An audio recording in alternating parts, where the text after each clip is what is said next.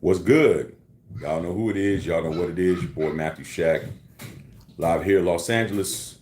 Welcome to Matthew Shack Unfiltered post game show of the Saints and the Texans. Thought I'd come in, man, see what's popping with you guys, man. See if you guys want to just, talk about the season being over. You guys, cool, cool game Sunday night. Getting ourselves, prepared for the regular season, man. And just want to just get your ideas of what you guys thought about about the the season has now officially is in motion. Okay, and these preseason games, like I've been trying to tell everybody, man, these preseason games have been very competitive. You guys, hold on a second, man. Let me go ahead and get this going here. I don't want to have to hold my phone up talking to you guys. Let me excuse my hand. Let me go ahead and get this put up here so I can have a hold my phone.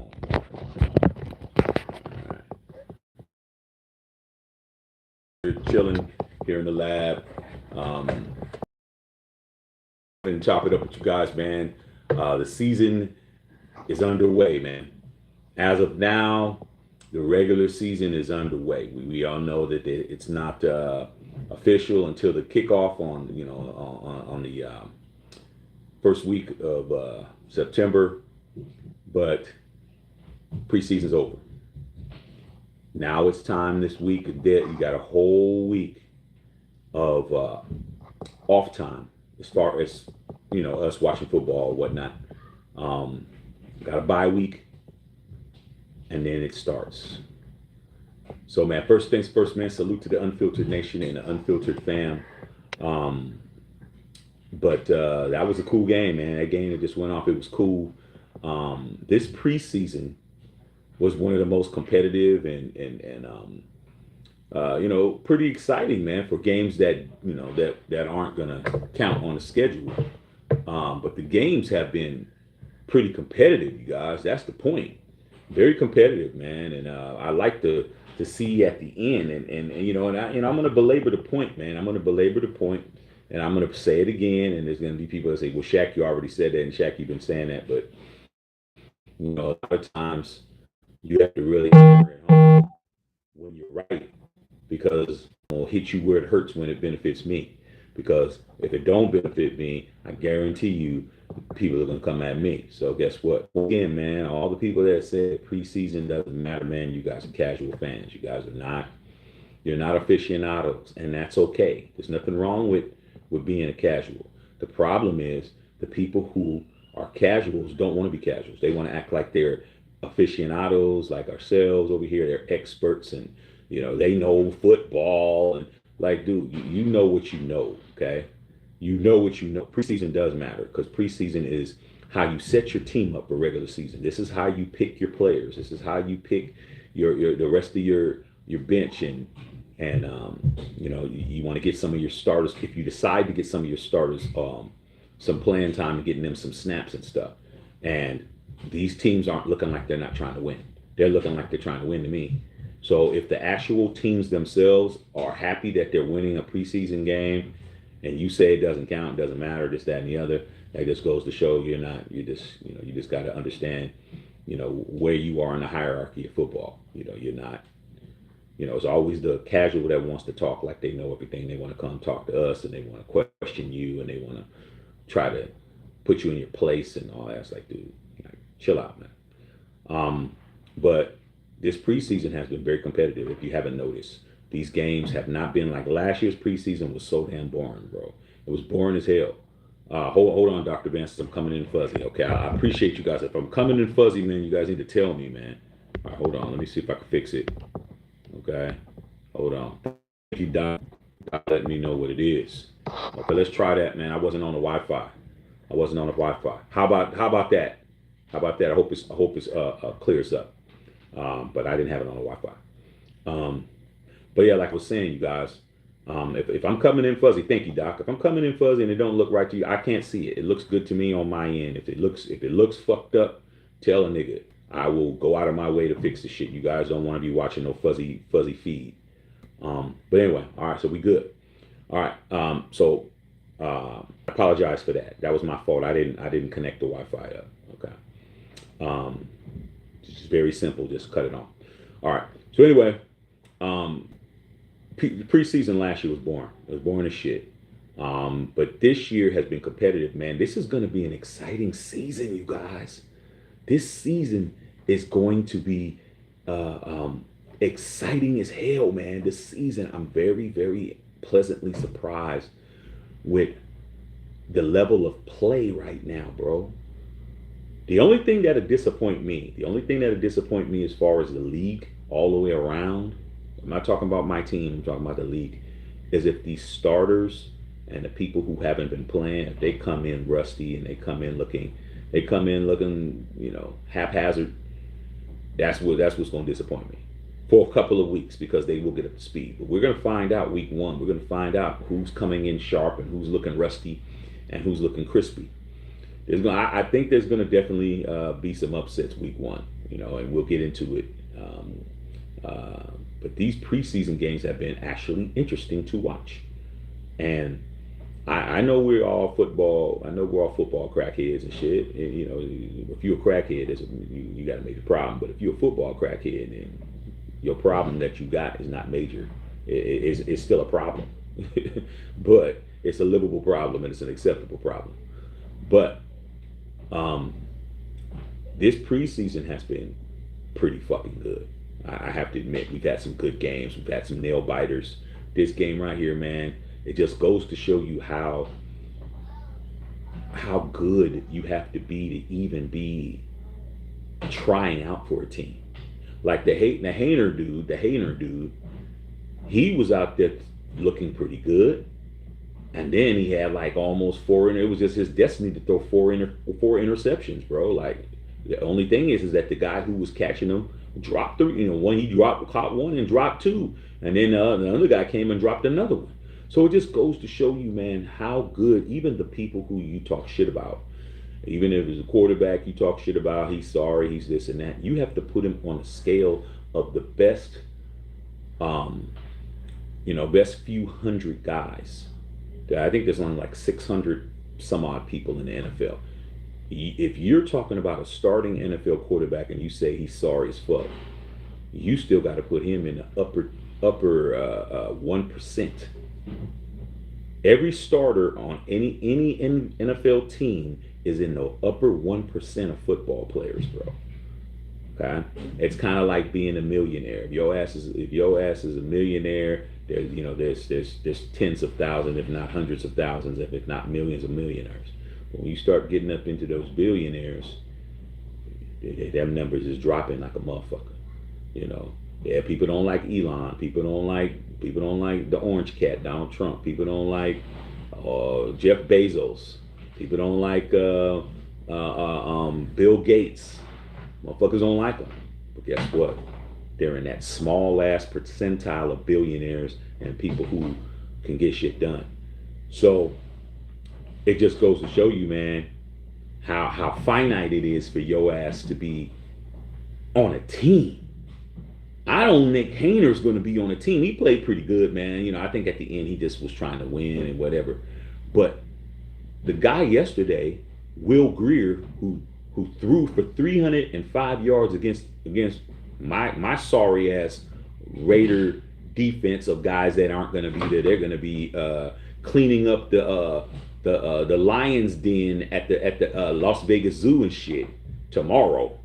By Tuesday, they'll be over there sweeping shit. That dude threw for 305, 2 touchdowns, ran for 2 touchdowns, no interceptions, no picks, and was told at the beginning of the game that he was going to be cut after the game. That dude had that game and got cut. Like I said, man, it's crazy, man. Greer was acting a fucking fool because Greer's like this. Yeah, I may not be wearing a star on the side of my motherfucking helmet, but I'm going to be wearing some kind of logo on the side of my shit. When you're at that rate, you don't get to pick and choose. You're like, man, whoever has me a job, man, it's just like, yo, I need to be in the league. I need to be on a practice squad like a motherfucker. Something. Greer lit us up and he got a job off of it. That's the shit that pissed me off. You know, oh, Shaq is just third string. You know, the casuals. Oh, Shaq is just, man, you're getting all upset. I'm like, dude. And I said it earlier on my live earlier. If you missed my live, make sure you check that out. When I just was talking, going over the entire league, I went over the entire NFL and just kind of did an overview. We understand that Greer was a fourth string quarterback, fourth string, because they had Dak Prescott, they got Cooper Rush, then they traded for Trey Lance, so he was the fourth string guy. He got told at the beginning, no matter what you do, your ass can come in, your ass can throw for 800 yards. You're cut, bro. We're not gonna have four quarterbacks on the roster. The Raiders defense were the same level as him. Okay? If he's a fourth stringer, I don't think we had fourth string guys out there.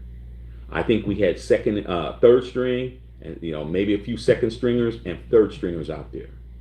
So this guy is playing a tier below. All right? Look at it like a frost-off quarterback playing against varsity, and he lights varsity up. Okay, that's what happened. All right, that third string should not have been looking like that.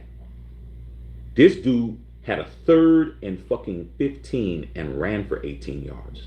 This guy had a 3rd and 25 and threw a 26-yard fucking pass. Like, he was killing us. And that goes to who's the coach. Patrick Graham's defense is looking suspect already, bro. Yeah, we played good those other games, but hey, we got 17 games to play. Okay? So that's what it is, dog. Maybe we had fourth string Christie, but still, this dude was a fourth stringer too, with second strings out there. I know for a fact. We had a couple of guys in there, man. The dude from the Vikings, Duke Shelley. It was out there getting his doors blown by guys that are going to be motherfucking cleaning the pool out at Caesar's Palace and shit. You know what I'm saying? Well, that's what they're going to be doing. Well, whatever top hotels in Dallas. He was getting his ass fucking toasted. Okay? If you remember against the 49ers, he started. Remember in the end zone, Christie, when he bobbled the interception and it landed in Brandon Ayuk's hand, and they got a 7 points, and it should have been 34-0 instead of 34-7. That dude definitely was getting his doors blown by a fourth string dude. So I'm not looking forward to that defense, bro. That's crazy. Okay. So at the end of the day, we're gonna find out what's happening. We're gonna see what's going on. By Tuesday, they're gonna be down to 53 people. Right now, they have a roster of almost 90, maybe like 90 people, something like that. And so those 90 people, they're gonna be like 53 tomorrow. So the Prince right here. Say hi, son. Say hi to him. Hi. Okay, kiss. Okay, I love you, man. All right, man. Go get some sleep, brother. Okay. He actually said hi to you guys. Damn, it's getting bigger. Christy, real quick. So all I'm saying is, man, is that it's very, very exciting that the season's getting ready to start, man. And let me know how you guys feel about what's your idea of how things are looking, and we'll go from there, man. But good, exciting games, man. Not bad. I liked having football back. It just feels different. It feels different when football season's here. It feels different. It feels like, okay, we got some good shit that we're getting ready to experience this season, man. We'll see a lot of good football, okay? And we're going to see a lot of bad football. And hopefully your team, whatever your team is out there, is going to be on the good side, dog. Because I'm hoping for sure that my team is going to do good. Let me just look at you guys and see what you guys are talking about, man. And thank you guys for your support, man. Thank you to everybody, man. You guys have really been supporting the channel. The channel's numbers are up. Viewership is up. Watch hours is up. We're still on the road to 5,000 subs, man. We're growing, and we're growing like we're growing. But if we guys can just push in a little bit more, and do a little bit more to help your boy out, man. I've been giving you guys a lot of shows, bro. I've been going live a lot. Like yesterday, I went live. The Josh Jacobs live. If you missed that, you need to go back and watch that. That was a good hour and a half. And then we did the 4-hour watch party. And then I did a live today, and then I'm doing another live tonight. So I'm giving you guys good game. I'm giving you guys good content. I'm not just taking you guys for granted. I'm really trying to give you guys a lot of shit. So I would appreciate some love back. But let me go ahead and read you guys' questions, man. It's time, man. It's time. I had a bunch of my homies. I had a bunch of my Niner homies hit me up, man. They hit me on DM. They're like, Shaq, man, man, you my little brother. You my big brother. I love you, man. But when football season starts, I'm like, dude, you ain't had to hit me up to tell me that shit, nigga. You already know. When all that shit goes out the window, dog. With me, everybody knows how I roll. It's like, look, homie, we cool, we homies.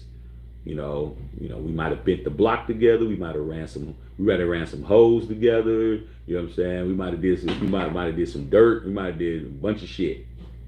But dog, when that kickoff kicks off and the season starts, man, fuck your team, dog. They already know how I am already. We're still cool, we're still friends, but when you bring up football, bro, it's like, why did you bring that shit up? Oh, you brought that shit up knowing how I am? Okay. I'm liable to say anything over some football, dog, if you haven't been here long enough. I'll say anything over some football. If somebody says something I don't like, I'm going to say something that you definitely ain't going to like.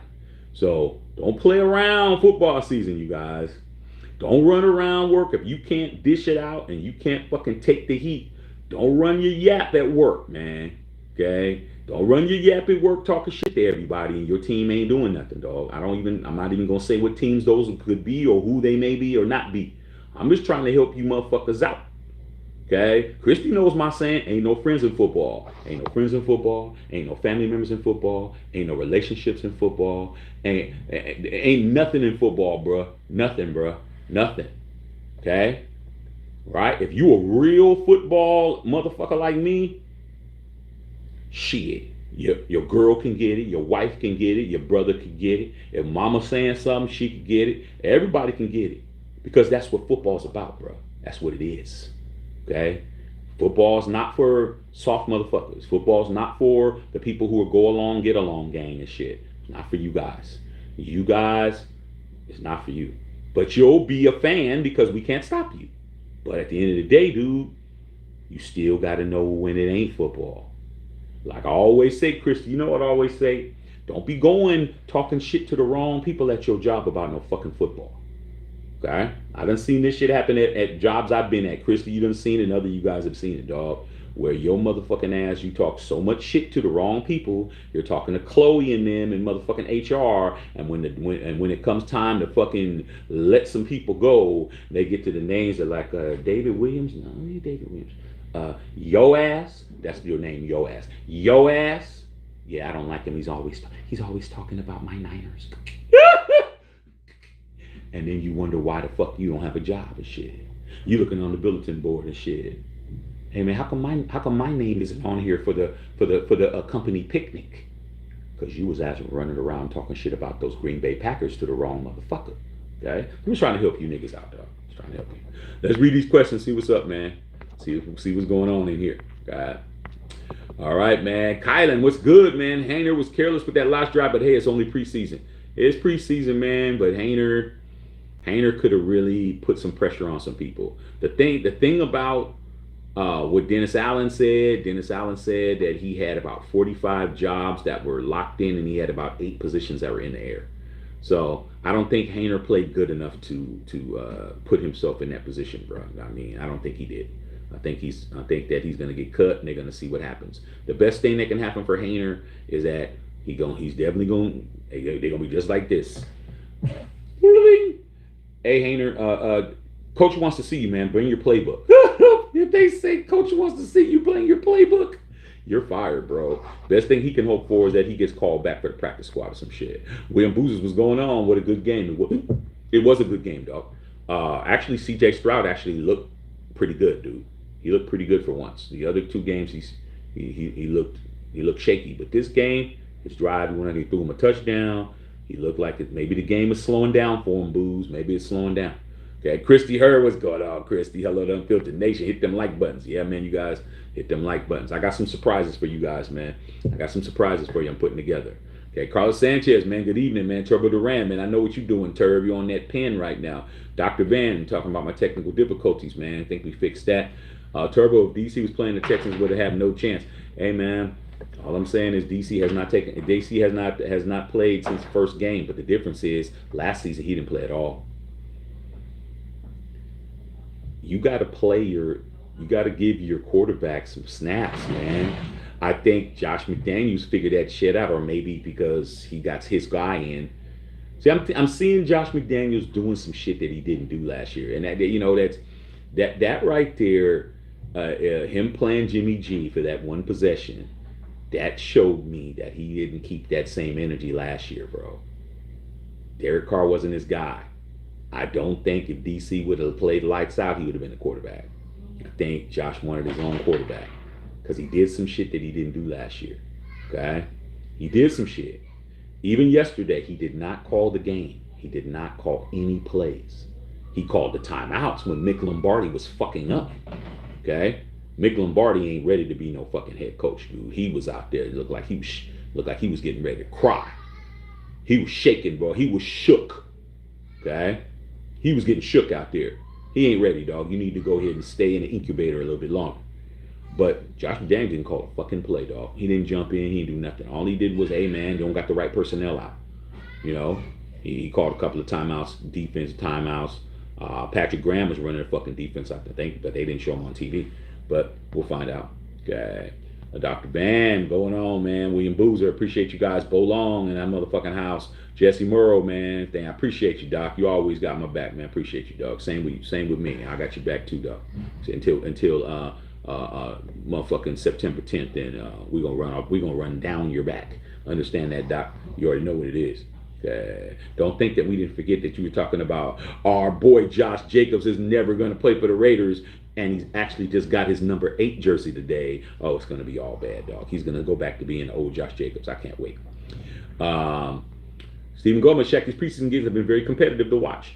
If you're a competitor and you like to see competitive play, it was good, man. And just about every game, dog. I got some more games that I need to see. That I got them on court. I'm gonna take my time. I'm gonna be flicking ready. Like, okay, I'm gonna go ahead and watch the Seahawks game. During this week when there ain't no fucking football to watch, I'm gonna be watching all those games that I got recorded. I got every game recorded. I got the NFL ticket. I got everything, bruh. And if that don't work, I got all other ways to watch the games. So all this week I'm gonna be watching. Trevor Duran, football's back. Hell yeah, it's definitely back, bro. It's back. It won't be back in 2 weeks, but it's back. Dr. Van said, did you see the Broncos game last night? No, I didn't see the Broncos game last night, Doc, but I got to record it. I will be watching it this week, Doc. Trust me. I'm going to be watching your shit. I'm going to be seeing what the fuck you guys did. Okay? Trevor Duran. Broncos made the Rams look terrible. Yeah, but shit, we beat the shit out of Rams too. I mean, beating the Rams is not a big deal anymore. The Rams they're in a rebuild. They're in a rebuild, even though they're not speaking on it, but they're in a rebuild. Christy lives here in LA. Turbo lives here in LA. We get Rams coverage up our nose all day. Ain't nobody really talking about the Rams right now, dog. They're not being looked at as anybody that's vying for a championship at this point. Carl Sanchez, a lot of good games were played. Yes, sir. Turbo Duran, no more preseason games. Regular season now. Regular season's already started, man. That's it. Okay. Chrissy Hurd, man, Greer was killing it. He was killing it, man, and that's not a good look. It's not a good look, dude. I don't care what string we were. There's no way you blow that many coverages. Those 4th string dudes and 3rd string dudes who are out there mixed in with maybe some 2nd string cats or whatever, they have been with the team since the beginning of OTAs. They've been with the team since training camp. They've been in all the meetings. They've been at all the practices. They've been at all the weightlifting sessions. They've been with all the conditioning sessions. They have been with the team for months, man. 3-4 months already. How in the fuck do you not know your fucking assignments? And I mean everybody in the secondary was fucking confused. These motherfuckers didn't know where they were at. How many times did you see two dudes taking the same guy? Like no communication, man. That damn fullback was always open in the flat, man. They just kept running that same rollout play to the left and just fucking tossing it underhanded to the fucking fullback, and he's just walking in the end zone and shit untouched. Like always to the left. They just kept going to the left, dude, because the left hand side, they didn't know what the fuck they was doing, dog. And Patrick Graham or whoever was calling the plays didn't do no adjustments, bro. Like I'm like, come on, dude. Come on, dude. You already know who's going to make the team, so it ain't a matter of, oh, let me just see what they do. You already know these guys ain't making the team, man. Make them work while they're there, though. Okay? That's what it is. All right, Christy Hurd. Yep, sure, Matt. Somebody going to get him. Yeah, he going to get picked up. Stephen Gordon McGrill looked like Michael Vick running all over the field, and he's not Michael Vick. That's the fucked up part. That's the fucked up part, Stephen Gomez. He ain't Michael Vick, and he was looking like Michael Vick. He was looking like Lamar. He was looking like Vick. He was looking like Steve Young. He was looking like Rondo Cunningham. He looking like every successful running quarterback that ever played football. He's looking like the late, great Steve McNair. He's looking like everybody against our defense, bro. We just gave that dude a job somewhere. That dude, we guaranteed that he will have a job somewhere in the league. That's how great he played against us, and we shouldn't have never did that. Like, you ain't gonna get no job on my name. Christy, you know what it is. You've been in the workforce at a high level for a long time. How many people who you know could not do a few things, pass a drug test, pass a background check, pass a fucking I'll actually show up to work test, and could be cousins, family members, whatever the fuck, asking you, hey, Christy, I need a job, girl. Hey, what can you do for me? And you know damn well you weren't going to put your stamp of approval on a motherfucker who wasn't going to do what they needed to do and fuck up your reputation. That's how you should be playing football out there, even if you're trying to get a job. It's like, hey, man, I might not get a job, but your ass ain't getting no motherfucking job either, dog. Fuck all of that. We're all going to look bad out here, okay? That's how it is. Christy said they gave him up for trade. Good thing they gave up a fourth-round draft pick, Christy. That's a high pick. For a fourth-round draft pick is a legitimate pick that you can do some shit with. That's somebody that can turn into somebody. That may not be a first, second, or third, but a fourth pick is still, that's a high pick. The 49ers came up on a lick. Trey Lance is going to motherfucking be somebody with the Dallas Cowboys, dog. I think they're just getting himself ready to take Dakota's job.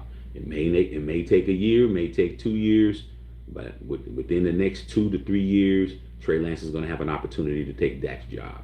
I'm telling you. And the only way Dak will still be the quarterback is if he fucking produces playoff wins and Super Bowl appearances. If he doesn't, his days are numbered, bro. Jerry Jones ain't going to keep paying him $40 million. Chris says, we had no fourth string and a few second string. Okay, I got you. Trevor Duran, Trey Lance, opportunity to make it work in Dallas. Who knows? He might work out. Plus, Dak Prescott, Trask anyway. Smart move, Cowgirls. Smart move. Dak is hitting 30. If he isn't already 30, he has not. He's been the starter for like 7. The only thing that's different between the Cowboys and fucking Raider fans is that we're not coming up with chants.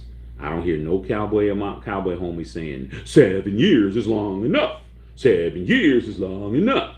All that shit you guys were doing. You guys were sounding like a motherfucking quartet and shit. Barbershop quartet singing that shit. Cowboy fans don't do that, man. Cowboy fans will motherfucking suffer and don't say shit. I know a whole bunch of Cowboy fans that don't like Dak Prescott. I know a whole bunch of them. They be like, man, shit, I ain't really. This is how the difference is. This difference is Raider Nation and Cowboy Empire. Okay, this is how the difference is. Both had long-term starters that didn't really do anything, even though Dak has won 1 or 2 playoff games in his career, and Derek Carr didn't win any. Here's the point. You talk to Raider fans, Derek, I can't stand Derek Carr, man. Shit, I don't never want to root for the Raiders. I'm not rooting for them until they get rid of them. And going all crazy. You guys acting like your girlfriend got pregnant by your best friend and shit, which probably happened. But hey, some of us got game and some of us doesn't. But Dallas Cowboy fans are like this. Hey, man, your boy Dak. Hey, man, your boy Dakota, man. Be like, yeah, man, sure, I'm gonna be real, dog. I ain't really a Dak Prescott fan, man. Which I think we should have kept Romo, but hey, man, he's, we gonna see what he do, man. Hey, man, we gonna get behind him, and that's the difference. Okay, that's exactly what the Cowboy fans do. Okay, Turbo Duran in the house, man. Christy saying hi to my son. Hey, man, tell Rain I said, what's up, man? Your granddaughter, she's beautiful. Okay. Running on 88, E88. Good evening, Shaq and Son. Appreciate you guys, man. Turbo Duran. Christy said, no friends in football. You already know. Sarah, what's going on? Sarah K. Scott in the house. Hey, Sarah, I was talking you up today. And I was talking you up last night too, you and Bev. And I had a very good synopsis. The video I did before, the live I did before earlier in the day, I talked about all the teams I could think of. Just talked about what I saw. Your Steelers offense is looking good. Kenny Pickett is the real deal. He's balling, man. Pickens, them two can have something special. Okay? You already know you got the running game with that monster. Okay? You already know you got him. The defense is TJ Watt, him, Mika Fitzpatrick. You guys got some dogs. Y'all gonna do something, man. I just hope you don't do nothing against us. That's the only thing I'm hoping. Okay. Sarah, yeah, it's going down. Yes. Hey, Sarah, I also saw the Giants. I flipped through the game. It's funny. I just came back from doing my live. And I was smoking a cigar and shit. And when I came in and I turned on the TV and I turned on the Giants game, that first pitch when the TV, when TV comes on and you got to go through the prompts and all of that shit, man, by the time that motherfucker came on, man, the first thing I saw was a guy home run straight to right field. I don't know who it was, but that home run, that deep ass home run. As soon as it came on, the pitch was left that guy's hand, and he said "clow," and that shit was. So yeah, salute to the Giants, San Francisco Giants, because my Yankees they sorry as fuck right now. Dallas Cowboys in the house. Hey man, I know you still running around Arlington, Texas, running around butt naked on fire over there to win with the Raiders today. Okay. Dr. Ben gonna be a whirlwind of cuts coming up in the next 2 days. That's crazy. The way that the collective bargaining agreement has changed how people get cut and stuff, and how the cutting system is now, is that they used to have like multiple layers of cuts. Now they just cut everybody on the same day, which I think is kind of helps everybody. I think it helps the players better than hurt the players, because I think it hurts the players the opposite. I think it hurts the players more than it helps the players, because when you had the multiple cut system and you started seeing your roommate, his ass is motherfucking sent home. He's sent back home to Walla Walla, Washington and shit, and you got the last game. It's like, hey man, fuck, I got a ball. Like shit, motherfuckers is getting cut. But it gives people a false sense of security. Because you're thinking, oh man, shit, everybody, we don't know, everybody has a chance. But then again, maybe that's what the NFL wants. They want to see who's the real dogs. Okay? And that might be what it is, dog. But whatever it is, dog, it's going down. Okay. Dr. Ben, y'all carrying 3 quarterbacks? Hell yeah. We're carrying 3 quarterbacks, man. We're carrying 3 quarterbacks. Garbers is probably going to get put on a practice squad. But like I was telling everybody yesterday, practice squad is not a protection. Any team can steal anybody on a practice squad if they're willing to give them a roster spot. That's all it takes. If the Raiders want somebody, they can just start. Who's on the practice squad on the Broncos? All they got to do is say, okay, shit, we put this person on IR, which is what they do. That's the protection. The protection is putting players on IR, injured reserve. That means they can't play for the first 6 games. Like Brandon Parker, I thought he was going to get cut, but it looks like he's going on the IR. So he'll be on IR, but he won't be eligible till week 7. We look on your roster, we see something we want. We ain't got to ask you, hey man, what's up with your practice squad player? All we got to do is designate him and say, hey, this guy right here, this the offensive tackle who's sitting here, we're gonna give him a roster spot. Tell him to bring his ass to Vegas. Just hit the league office. League office notifies the Walmart clique. The Walmart clique will go down there and talk to Sean Payton, and they'll say, hey man, offensive line, O'Houlihan and shit. O'Houlihan is going to the motherfucking Raiders. And anybody can poach anybody's players off of that. Okay? That's the game. Okay? You can't cuff people that you ain't cuffing. Alright? Turbo Duran, hey Shaq, I know it's early, but what's your prediction? Finishing last AFC winner would be the Raiders or the Broncos? I'm gonna hold off to that. I'm gonna wait. That's something that I could say before the game, before season kickoff. I'll tell you guys. Let me do my due diligence and figure it out. Okay. Christie, as always, Graham. Yeah, man, shit. He was balling. Okay. Oh, you talking about Patrick Graham? I thought you were talking about Jimmy Graham. Jimmy Graham was balling. He just had that episode a couple of days ago, and he was out there looking like the old Jimmy Graham and shit. But yeah, Patrick Graham, dog, is like, come on, dude. Come on, man. You should be embarrassed as a defensive coordinator to see the guys that you've been training for 3 months look that bad.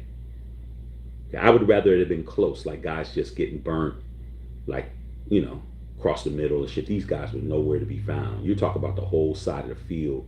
You don't even see a Raider jersey by the time the guy gets in the end zone. Dude is 17 yards out. He gets a little quick, flat catch. And by the time he gets in the end zone, you don't see not one jersey over there. Like, that's blown coverage, bro. Like, nobody on that side of the field.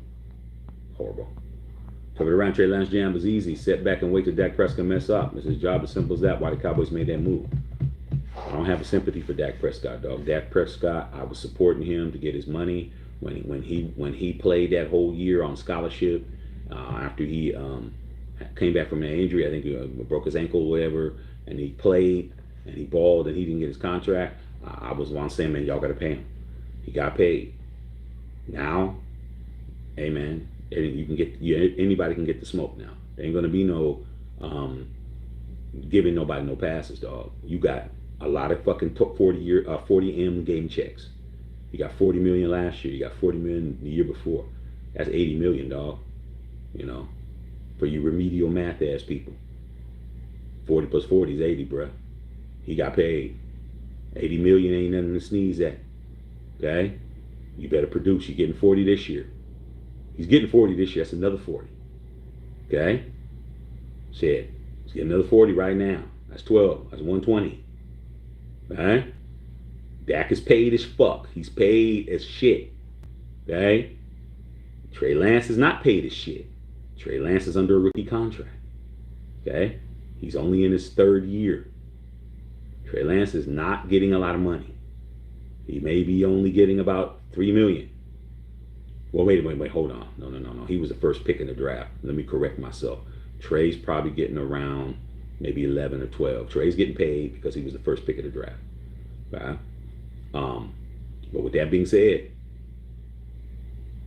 40 is not 11. And Jerry Jones is the kind of guy that'll be like, okay, enough's enough. I'm good. Who's going to question Jerry Jones? He'll be like, hey, man, it's time to bring in somebody else. Okay, Dakota, see where you can get your money at. We're not renewing your contract, bro. So he can go down this year, man. He's got to win. William Boozer, Lance now Cowboy. Dak better wake up and pay attention. Dakota better be on his head on a fucking swivel right now. Okay? He's got somebody there that's going to definitely try to take his job. The young whippersnapper, Booze.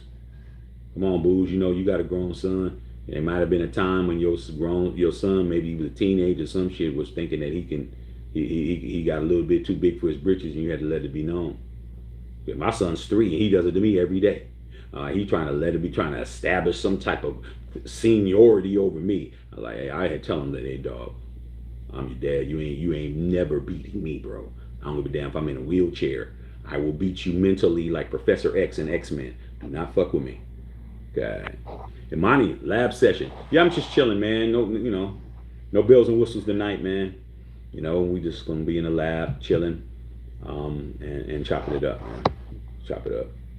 Chrissy, thanks. Her birthday, she had a pool party yesterday. Oh man, happy birthday to her, man. Hey, Chris, I'm gonna go look at the pictures. I know you got the pictures posted on your page. I'm gonna go on. We'll check you out on the book. Cover the rant. Dak Prescott's not it. How could Dak Prescott get eliminated by the 49ers twice?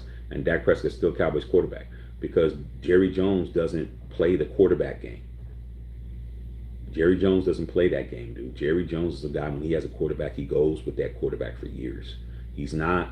That's why you don't hear Dallas Cowboy fans doing what Raider fans do. Raider fans got a revolving door of coaches, revolving door of motherfucking quarterbacks. Every couple of years, we're cycling something out. Derek Carr was a consistent quarterback that was there for a long time. Y'all couldn't deal with it because you're not used to that. You're used to changes every fucking year. Every year you want a new motherfucker, dog. Every fucking 5 minutes, you guys want to do a new quarterback. Okay, you wanted Derek Carr gone. I told you Jimmy Garoppolo was coming. You guys wanted name all the fucking quarterbacks you guys were saying we were gonna get, bro. You motherfuckers just looked at the NFL roster and just started naming people, like not even thinking of how we're gonna get them, how we're gonna trade, what assets do we have to get that trade, how much money it's gonna take to acquire that guy.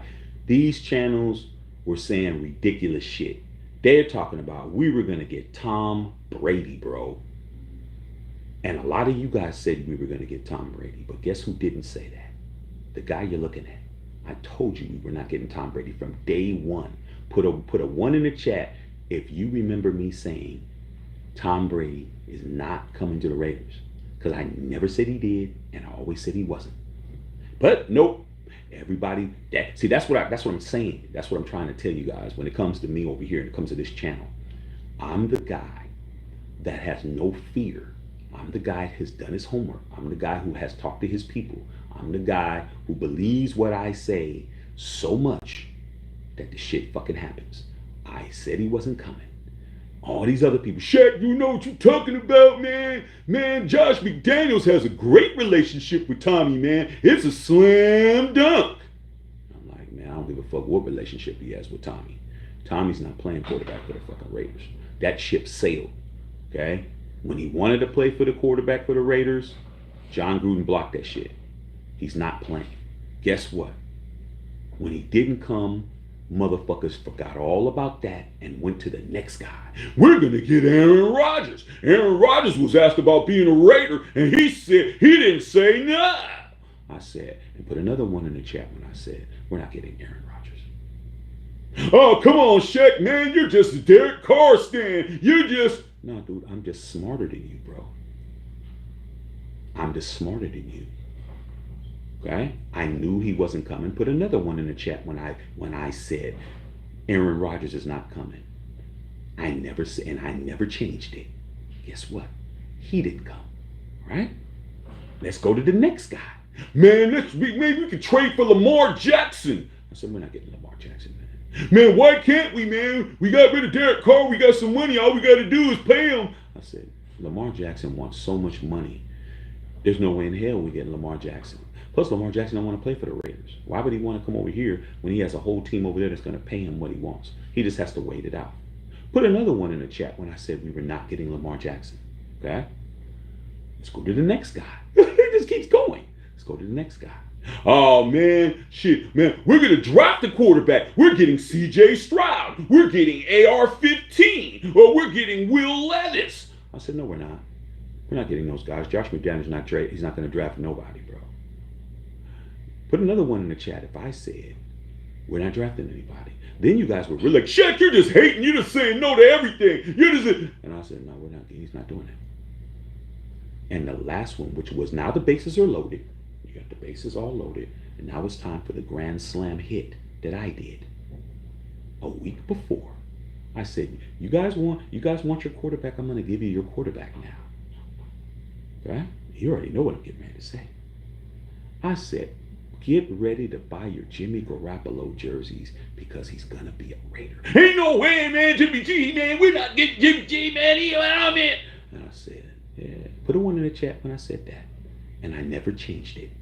A week later, Jimmy Garoppolo's wearing an all-black suit that he got from the damn bunnies from the bunny ranch, sitting right there at your podium in the Death Star, skinning and grinning, looking like a model as your starting quarterback. So that's just what I'm saying, bro. I told you guys how it was going to go. It went exactly the way I said it was going to go. I've never been wrong on that. And I'm going to see what happens next. Okay? And I just wanted to just recap for all those people out there who got it wrong. I mean, damn, how many times can you get it wrong, bro? You got it wrong 1, 2, 3, 4, and 5, but still, you got more subs than me, you got more views than me, you got more, because like at the end of the day, nobody cares about the truth. If the truth don't benefit you, you don't care about it. But at the end of the day, I'd rather be truthful 50 years from now, 100 years from now, when Matthew Shack, the fucking 7th, said, man, let me see what my crazy ass great granddad was talking about on YouTube and shit. he's going to be able to say, damn, my great great great granddad talked a lot of shit. Let's see if he was right. Oh shit. Oh shit. Oh shit. Oh shit. Oh shit. Granddad was right like a motherfucker. And that's the difference. I'm gonna be right 100 years from now. Okay? That's the point. I want to just make sure you guys understood that. Seriously, my Giants needed to score more runs. Yeah, we'll see what's going on with that. Okay? The Dodgers fans down here are chomping at the bit. William Boozer, the Turbo Dak's not a playoff quarterback. We're going to see Dr. Ving. Yes, I agree. The early cuts were better. Then guys can go to another team and prove something before camp. Hey, man, shit. Smooth. It ain't smooth sailing no more, man. Ain't no scholarships being given out in the NFL no more, Doc. Turbo said, I already know Doc Prescott is about. He's trash in my books. You're talking to William Boozer. Black Santa, you were right, Shaq. Zamir White looked terrible. See, should I just keep saying? I mean, it sounds fucked up. I mean, it sounds like damn Shaq, you're just bragging. But fuck, is it bragging if it's right? If I'm telling the truth? If the truth is on my side, man, shit. What the fuck? I told you guys, Zeus was not gonna take Josh Jacobs' job. Wasn't gonna happen. If Josh Jacobs decided to sit out, did he take his job or did he get presented the job? That's the point. That's the point, man. Okay? I told you guys, Zamir White is not Josh Jacobs. All right? Okay? I personally think we should try to trade him or something. No, we're going to keep him. We're going to keep him because we need people to spell Josh Jacobs. They said last year, man, Zamir White, Amir Abdullah, Britton Brown is looking like he's going to be on a practice squad. Josh McDaniels is keeping motherfuckers around. Okay? All those guys, none of those guys rushed for more than 66 yards all season. Those guys played 17 motherfucking games. They didn't even get 100 yards in a season. In a fucking season. And they scored no touchdowns. None. No rushing touchdowns at all. Zeus scored 0 touchdowns. Didn't even have 100 yards rushing for the whole season. Same with Brown. Same with Bolden. Same with Abdullah. All 4 of those guys had 160 yards rushing together. 160 yards, no touchdowns for a 17-game season. Meanwhile, number 8, who was 28 last year, had a 200-yard fucking game. Josh Jacobs had a game where he outrushed 4 people for a fucking season. That game against Seattle, when he kicked off that damn 64-yarder that DC had to change the play against Josh McDaniels' wishes, and he went up the gut for 64 yards. That put him over 200. So Josh Jacobs had at least 300 yard, maybe 400-yard games last year. He had more yards in a game than 4 guys had all year. But everybody swore on their life that these guys, we didn't need Josh Jacobs when these guys can't do shit. Those guys are backups. Okay? Trust me. Those guys are backups.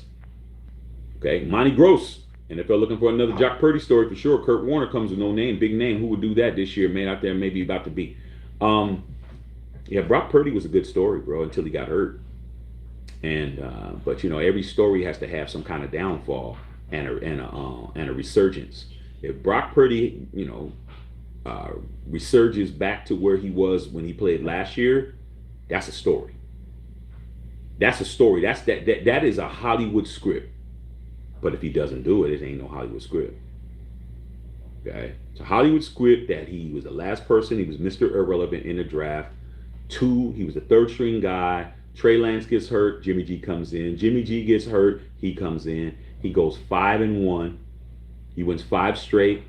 Gets the 49ers back on track. Gets to the playoffs. Gets hurt. If he comes back and he succeeded, that's a story. You gotta have conflict. You gotta have letdown in a story. You can't just have, even in fucking superhero movies, something happen.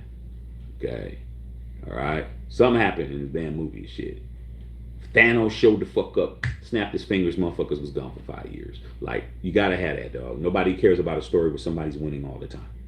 Okay? Christy Hurd, talking about Patrick Graham. Turbo.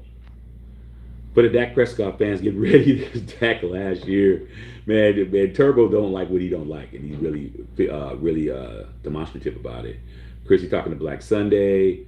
Dr. Van Red is over under, where it's a 6.5. Broncos always 8.5. Hey Doc, you gonna put some money on it since you're so confident you're gonna snap your streak? How much money you gonna put on it, bro? Red Twan didn't stop the run like these riders were saying that we were dominating in camp. Hey dude.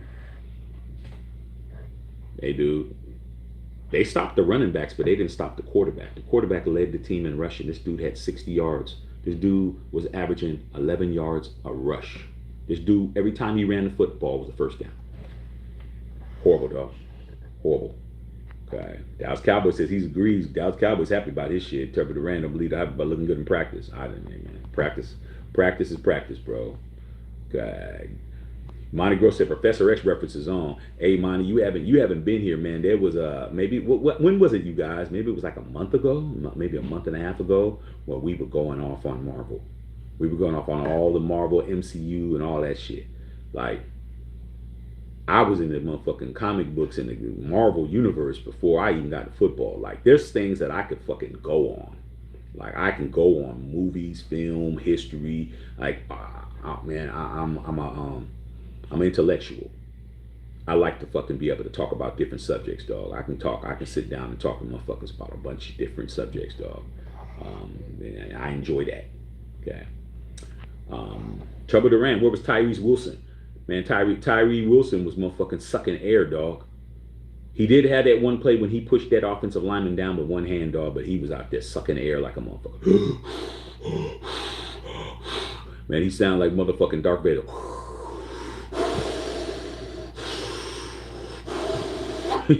Motherfucker sound like Darth Vader out there, dog. Chris hasn't posted her yet. Okay, yeah, okay, I'm down. You know how I feel about Rain. That's the homie. Okay. Mind listening to Spotify jams, man, unsung. Appreciate it, dog. New project coming out. New music project coming out, dog. When that new project come out, y'all gonna understand. It's next level. We're in the finishing stages right now. That's all I'm gonna say. So for all you guys that listen to my Black Rock album, Black Rock project I put out about 6-7 months ago. That's in every platform out there under Shackster, my stage name, SHACKSTER. This new project that I'm finalizing right now is going to put that one. It's going to put that one down. It's going to put that one on his ear. Wait till you hear this new shit. God, you think all this shit back here for nothing, dog? It ain't. God. Sarah says, I remember when you said TV wasn't coming to your team. I told you. Sarah knows what it is. Sarah's been following me for years. She knows on Facebook.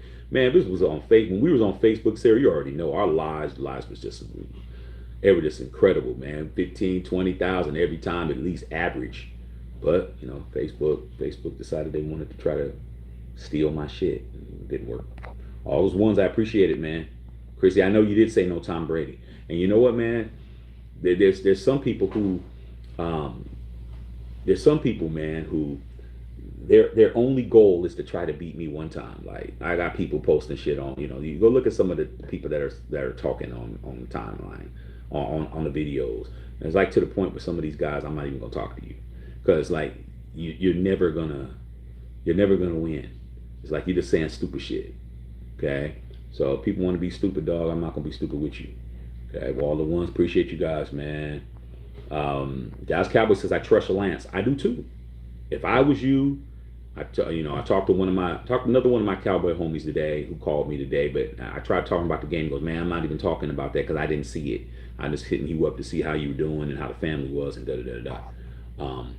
But I haven't had too many conversations about Trey Lance yet, but Trey Lance is going to ball. Trey Lance is going to be ready to play.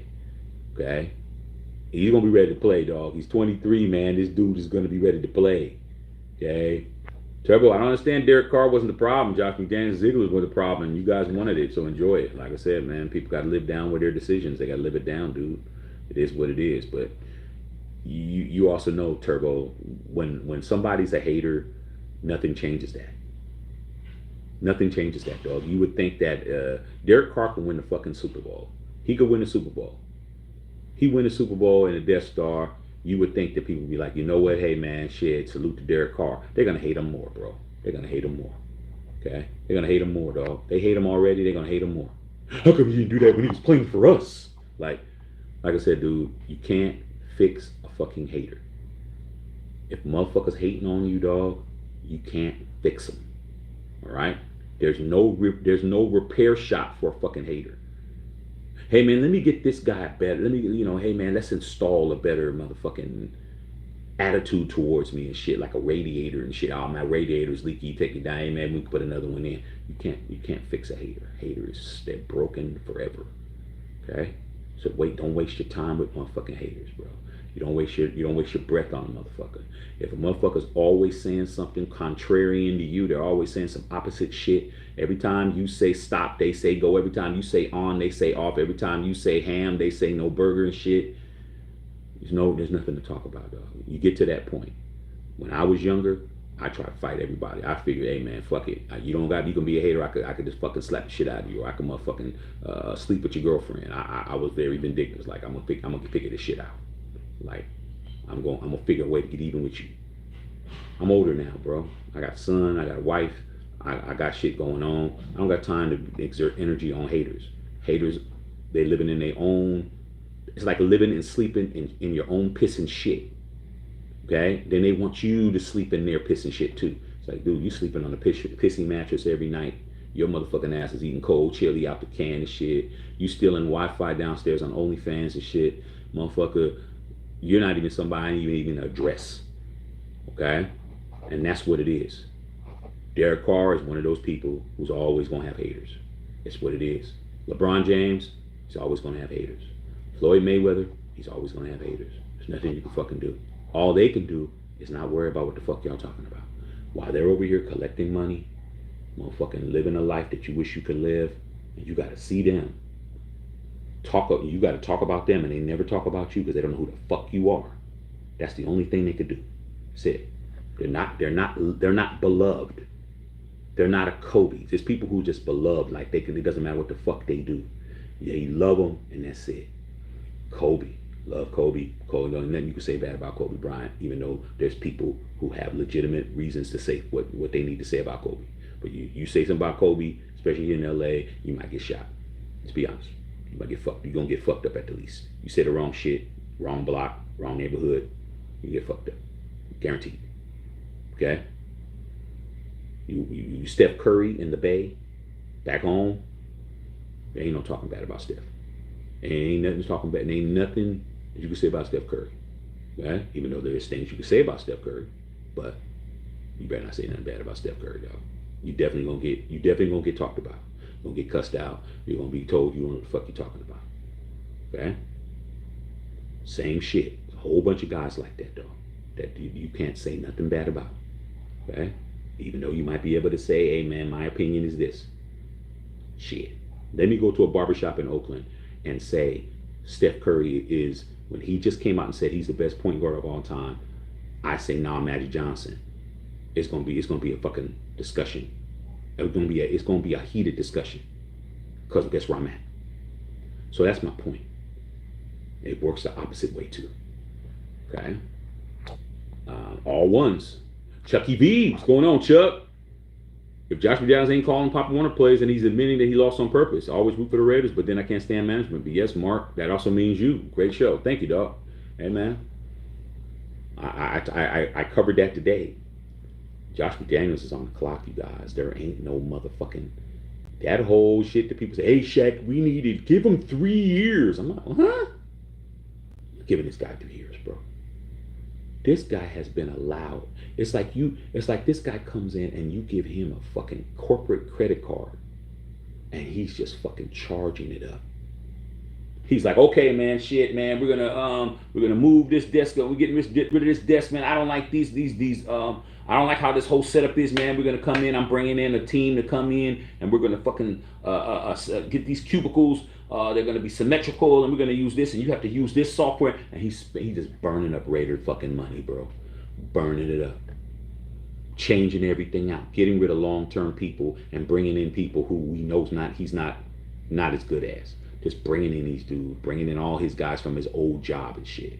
This motherfucker call his old job and be like, hey, what's going on, Dad? Hey, or what guys over there is free? Like, what guys don't you want? He was bringing in a bunch of dudes that the guy he was bringing didn't want. Bringing these dudes in, giving them fucking plush offices and shit, giving them fucking brand new jerseys, giving them all this shit. That motherfucker's on the clock. He got to win this year. Ain't no fucking tanking for Caleb and all that stupid shit. No way, bro. If you would have came in and played it right, you would have came in and you would have tanked with the guys we had, then I could have believed it at that point. You kept DC, you kept Darren Waller, and we just fucking didn't win, and then that's the way he should have did it. But his ego's too big. He's like, man, nah. I'm gonna clear this shit out, and then I'm just gonna fucking act like I don't know how to coach and just not call the plays and nah. Nah, dog. I'm too smart, bro. I've been around too long. God. Milk A Beezy, man, Turbo. Okay.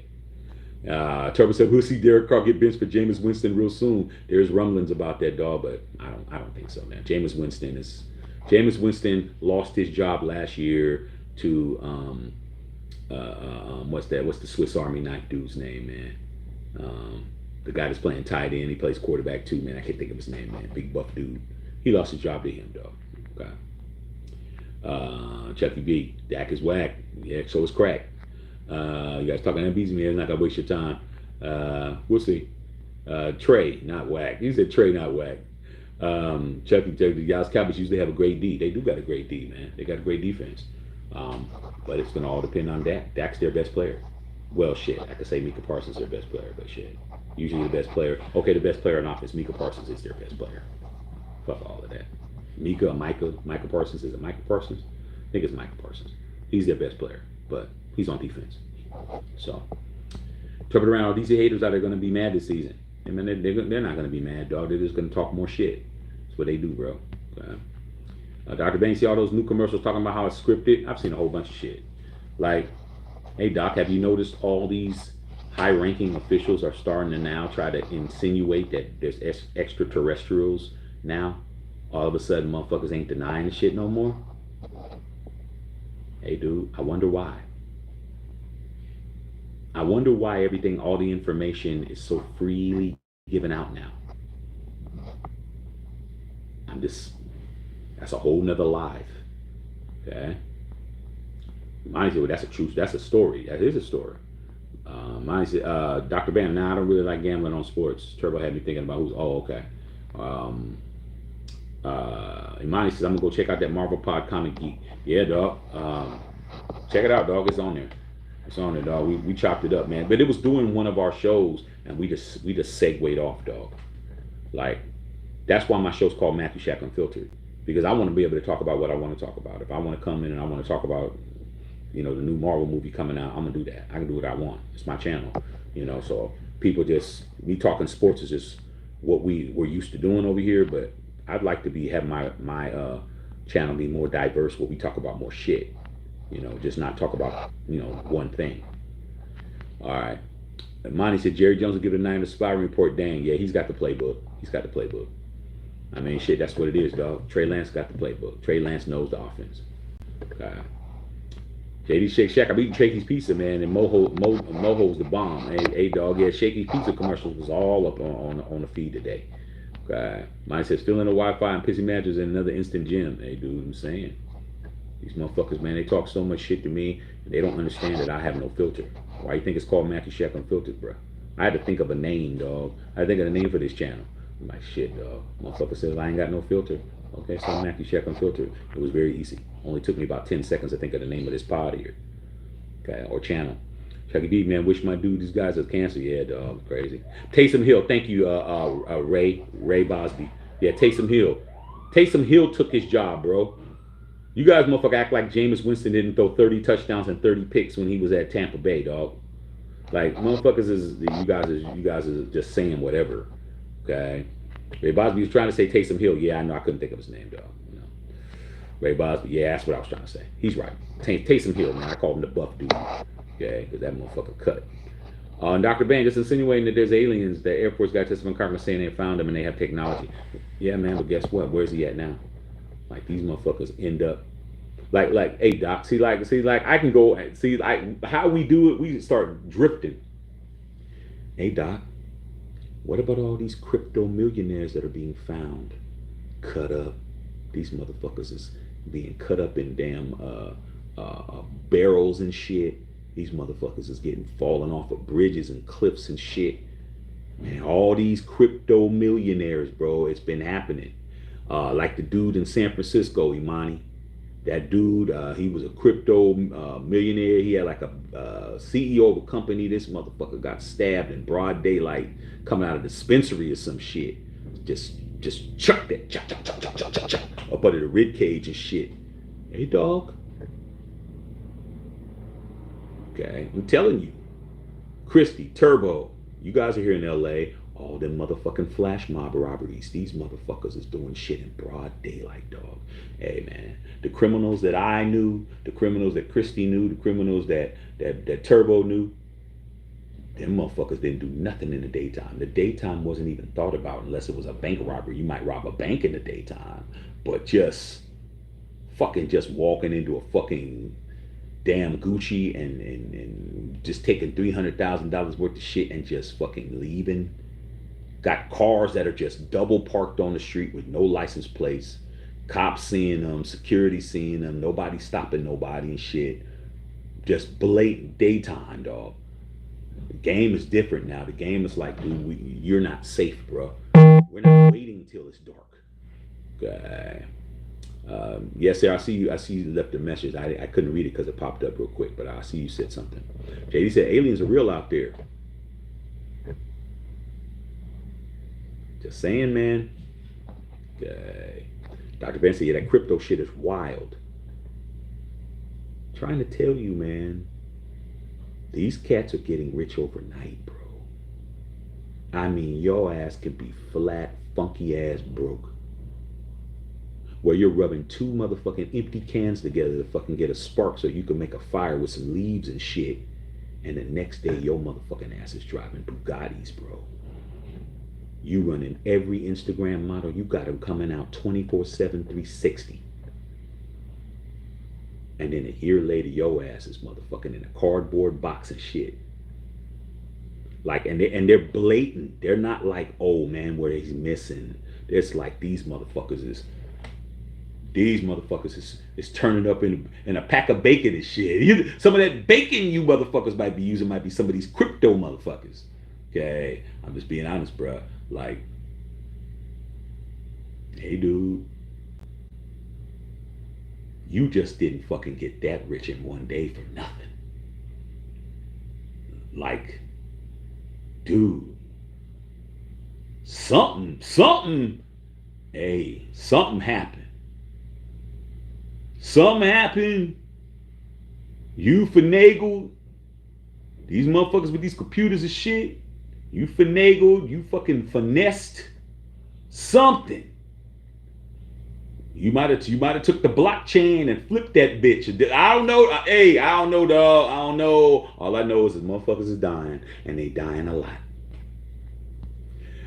CCCR, what's going on? How was your weekend? I had a good weekend, bro. I had a good weekend. Josh Jacobs was back. That was the best portion of my weekend was that. I hope Tyreeson plays good this year. Last game played horrible. Yeah, we'll see. You know, I mean, he's a rookie. He's trying to recover from his injuries, but no excuses. Dr. Van, did Winston get hurt, or was that the year before? That was the year before. I think that was the year after. He got hurt when he became the starter of the Saints, and he got hurt, and then Taysom Hill came in for a while. Chucky V, shit, I'm dumping my bacon supply right now. Hey, I'm just saying, dog. You know what I'm saying, dog. I'm just talking. But is that it, you guys, man? Oh, okay, we still going. Chris said, I just got notified of these cutes. Okay, yeah, for sure.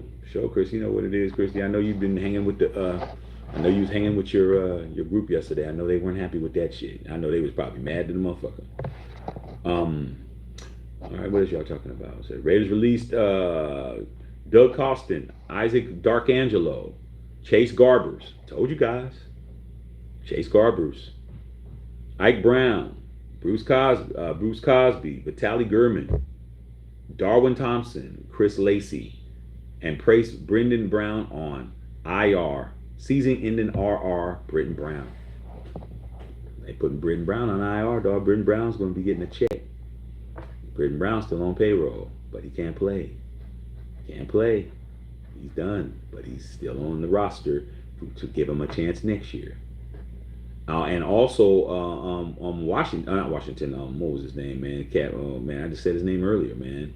Cat that was getting Williams. Cat was getting busy yesterday. That ran the 24-yard touchdown. He got cut.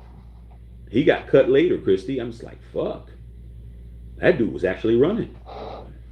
That's what it is. Yeah, Brown, Jason Hollister, Isaac Zuber. Yeah. No surprise cuts, man. I don't like the fact that they, Cole Sr. is going to get cut, but they might bring him back on the practice squad. Same happened with him last year. I like Cole Sr. I like the running back dude. I think his name is Williams.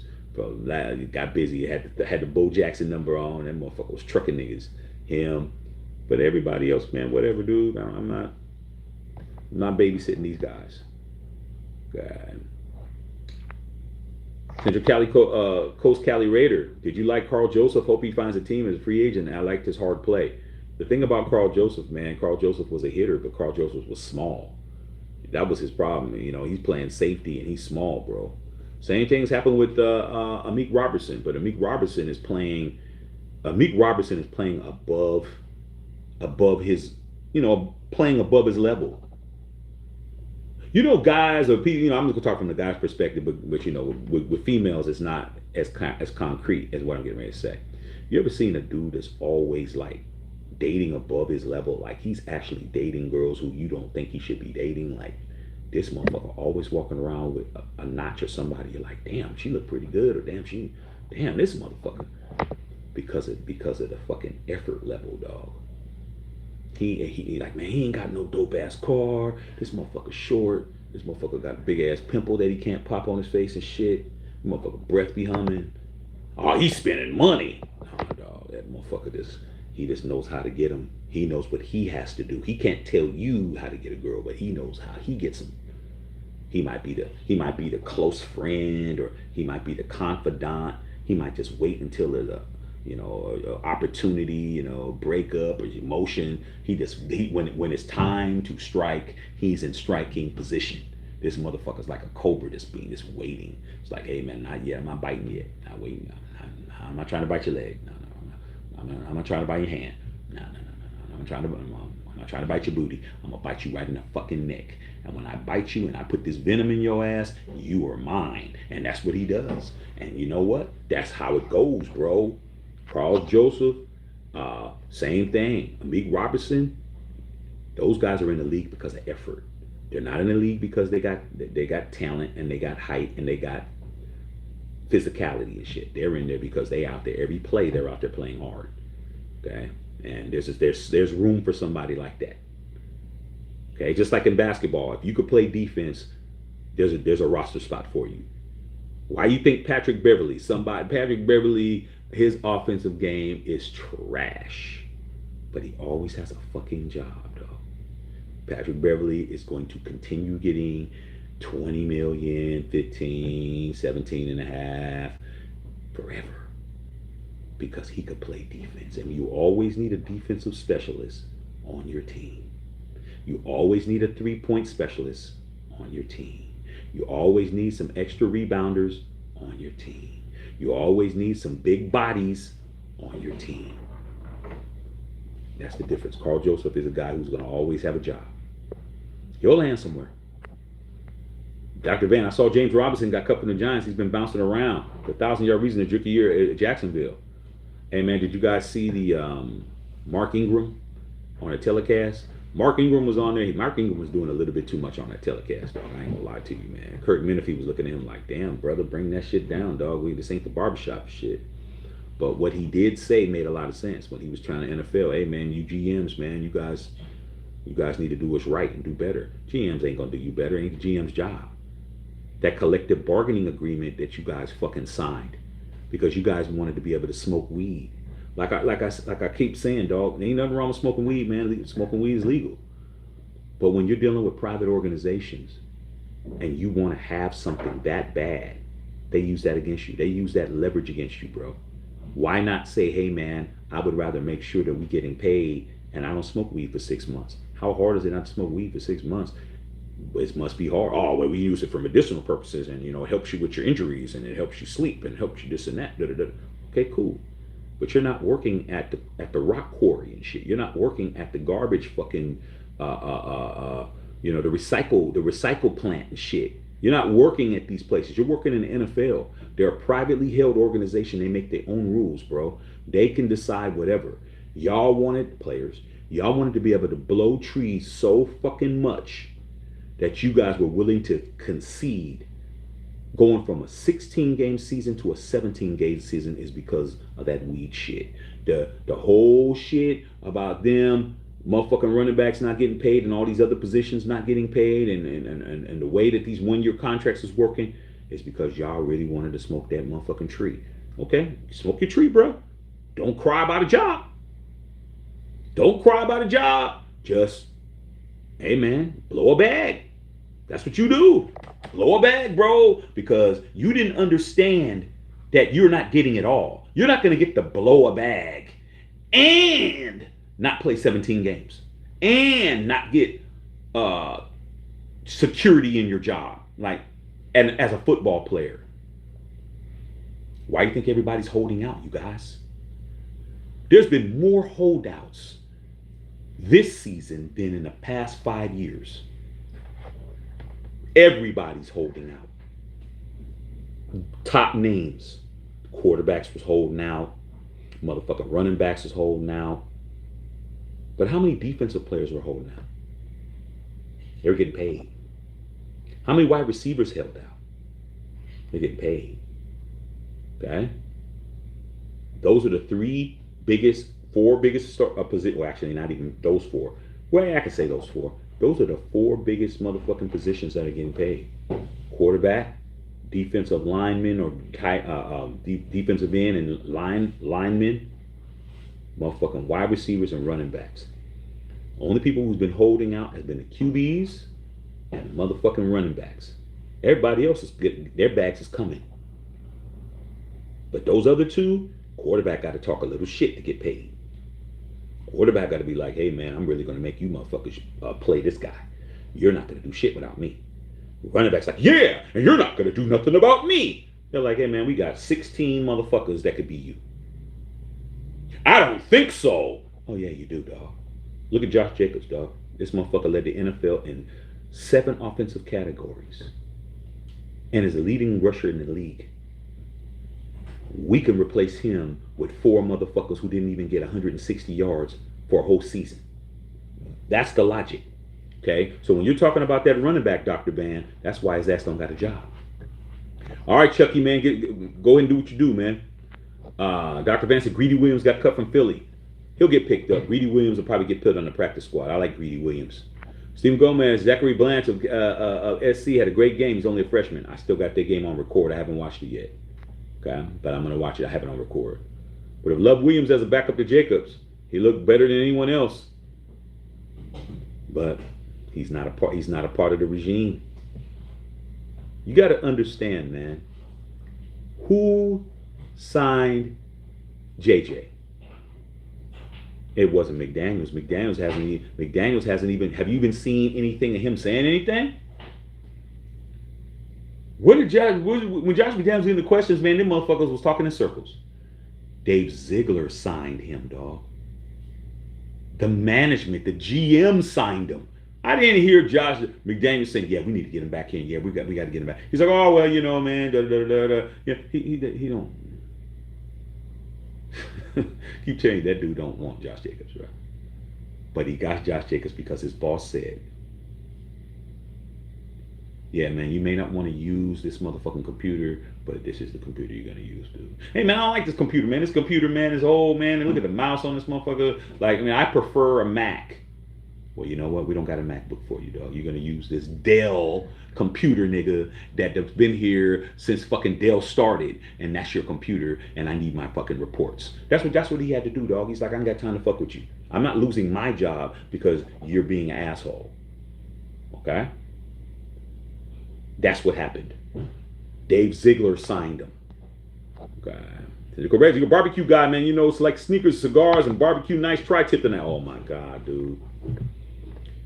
I'm a carnivore like a motherfucking dog. I don't eat pork, but I'll eat a motherfucking whole cow's ass, bro. I don't play with a cow. A cow was brought on this earth for me. Like a motherfucker, dog. The ribs. The fucking steak. The fucking burgers and shit. The milk. Fuck a cow up, dog. Okay. Fuck a cow up. Dr. Van Chris Jones said to sit out till week 8. Man, motherfuckers is always talking a big game until that fucking bill start piling up. Look at Josh Jacobs. Josh Jacobs like, hey man, I gotta make something happen. But I told that story, Doc, earlier today. Make sure you guys check out the other live. Dave Ziegler took him out for a nice dinner. See, that's what I'm talking about, man. That's what I'm talking about. Dave Ziegler is on my good side. I'm going to start talking real nice about Dave. I'm not even going to say Josh and Dave no more. Josh is on his own. Dave is on his own.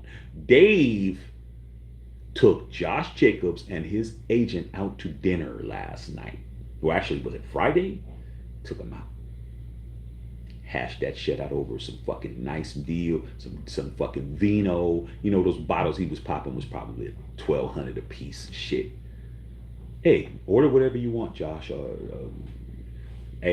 Manager guy, whatever you guys want. Josh McDaniels wasn't there. Mark Davis wasn't there. It was Dave and them two. Dave's like this. Look, man. Let's just forget all the bullshit. And bring this guy, whatever that $5,000 bottle, bring that shit on. It's on Mark Davis's tab. Don't worry about it. He got the corporate credit card using it right. And he told Josh, he said, look, dude, I'm not even going to play with you, Josh. I'm not even going to play with you. Here's what I'm going to do for you. That's what happened. Because a couple of days ago, Dr. Van Nostrand, when I said he's coming and Josh Jacobs said, did I say that? When he Twitter fingered it out. Did I say that? And then deleted it. See, I told you. I said Josh Jacobs is just fucking up shit. He shouldn't have said nothing. Okay? I said he's coming back. Dave told Josh and his agent this. You're not getting a long-term deal because we can't give you one. That date has expired. We can't do that. We're not gonna not give you a franchise tag next year. But here's what we're gonna do. Saquon Barkley got a $900,000 because all of them had 10.1. Didn't matter what kind of running back you are. If you were franchise tag, you're getting 10.1. That's the number. $10,100,000. Period. Without incentives. He said the Giants just gave Saquon a $900,000 bump. Incentive bump. Bumps that he can hit. He's getting paid 11. Josh, you're not even gonna have to worry about hitting 11. I'm gonna guarantee you 11.8. Listen what the fuck I'm talking about. He told Josh Jacobs, I'm giving you base salary 11.8, which is $800,000 more than Saquon. And Saquon has to have incentives to hit 11. I guarantee you Josh was like, you have my attention. Not only that, I'm going to give you $200,000 in incentives and make it 12, which means you're going to make 12 because those $200,000 in incentives are going to be easy as fuck. It's going to be easy as hell, Josh, to hit. Your ass motherfucking plays half the games, you can get that extra 100, this, that, blah, blah, blah. Plus if you lead the league in rushing again, plus if you lead the NFL in this category and you're all pro and you're this and you're that and you're fucking league MVP and you're the Super Bowl MVP, you'll get all of that. That's a whole $1 million more than Saquon, and Saquon has to earn that extra 900. That's why Josh was quick to say, I'm back. He's like, Time to bring out the champagne. Can I go to work for you? You fucking Dave Segler's a gangster. Can I go to work for you? Oh yeah. It's all good, dog. I knew you were gonna have my back. Hey, I told you, Josh, I wasn't gonna lie to you. All right, man, bring the hoes in and shit. Dave Ziegler got that shit done, bro. Dave Ziegler got that there. Josh Jacobs is picking up his 8 jersey today, dog. You see that video, man? That motherfucker was like, yeah, I got my motherfucking 12 million. Nobody else in free agency got 12 million. Zeke got 3 million and a $3 million incentive if he hits it. Dalvin Cook got 6 million and 8 million if he hits these incentives. Saquon Barkley got 10.1, 900,000 more to hit 11. Josh Jacobs is already beating them cats. He's got more money than all them dudes. That's the point, bro. That's the point. Okay. JD1, Turbo. Like, Red, if you had a choice between Devontae Adams and Justin Jefferson, who would you choose? I'm choosing Tay Adams, bro. Let me tell you something, man. Justin Jefferson is a nice young, he's the best young wide receiver out there, bro. But I'm not trading Tay Adams for him, dog. He's in a different type of offense. Jefferson is in a totally different type of offense than the offense that our coach runs. Like, this isn't Madden, man. Like, a lot of people who I talk to at football and they give these scenarios, not talking bad about you or anything, I'm just talking in general. You guys are used to being able to just take players from other teams and just throw them in your system, bro. Like, hey man, well, you know what? I'm going to put Jamar. Like, he's like, oh man, I played with the Raiders. I was like, oh yeah, well, you played with the Raiders? Who's your team? Oh, well, you know, I got Aaron Rodgers as the quarterback. You know, I got, you know, my wide receivers is Justin Jefferson and Jamar Chase. I'm like, you're not playing with the fucking Raiders, bro. Yeah, you're playing with the Raiders colors in the team and shit, but that's not the Raiders. Because the game is going to default to the positions. It's going to default to what the plays are, and it's going to default to the ratings on those players. That's why you want the best players with the best ratings. That's why all your guys got to be in the 90s and the shit, and the high 80s and shit. No, dude. This is real life. This isn't Madden. This is real players lining up. Devontae Adams just broke in Josh Jacobs' system. I mean, Josh McDaniels' system broke Tim Brown's all-time receiving yards from scrimmage record his first year in the offense that we're in now. Justin Jefferson couldn't play for Josh McDaniels. Justin Jefferson would motherfucking head would explode dealing with Josh McDaniels, because Josh McDaniels isn't gonna give him all those touches. He's not gonna get 1,800 like he got last year. Okay, that's not happening. So do I want him on my team? No. No, because he's not going to succeed on my team. Okay, I need a player like Devontae Adams, who's older, who's seasoned, who fucking is going to understand what it is, and he's going to play the game. Justin Jefferson doesn't have to play the game. He's the best player. So no, I wouldn't take him. Okay? Great player though, but I wouldn't take him. I'm not taking. See, guys saying Jefferson. Of course, you're going to say Jefferson because you're going to say Jefferson's younger and he's that. But Justin Jefferson's not going to be able to play for Josh McDaniels, bro. With Jimmy Garoppolo throwing him the football, bro. No. Okay. Black Raider said, "You like soul food?" Come on, dog. If you haven't noticed, I'm black. Dr. Van, they're going to lock up Jacobs next season or off season to tag him. Oh, here's the other part of that. If they lock him up, they lock him up. If they tag him, do you know what his number is? You know what his salary cap number is next year? Dr. Van says he got paid 12. His cap number for next year is 14. Josh Jacobs' franchise tag number next year is 14. Base. That 10-1, he gets tagged again, it's 14. Guaranteed. Josh Jacobs ain't going nowhere, bro. He ain't going nowhere. That 11-8 he got is all guaranteed money, not incentives. Next year, he's going to try to get a long-term deal. He's going to fucking sit out. It's going to be the same shit. But he's going to get a $14 million base franchise tag.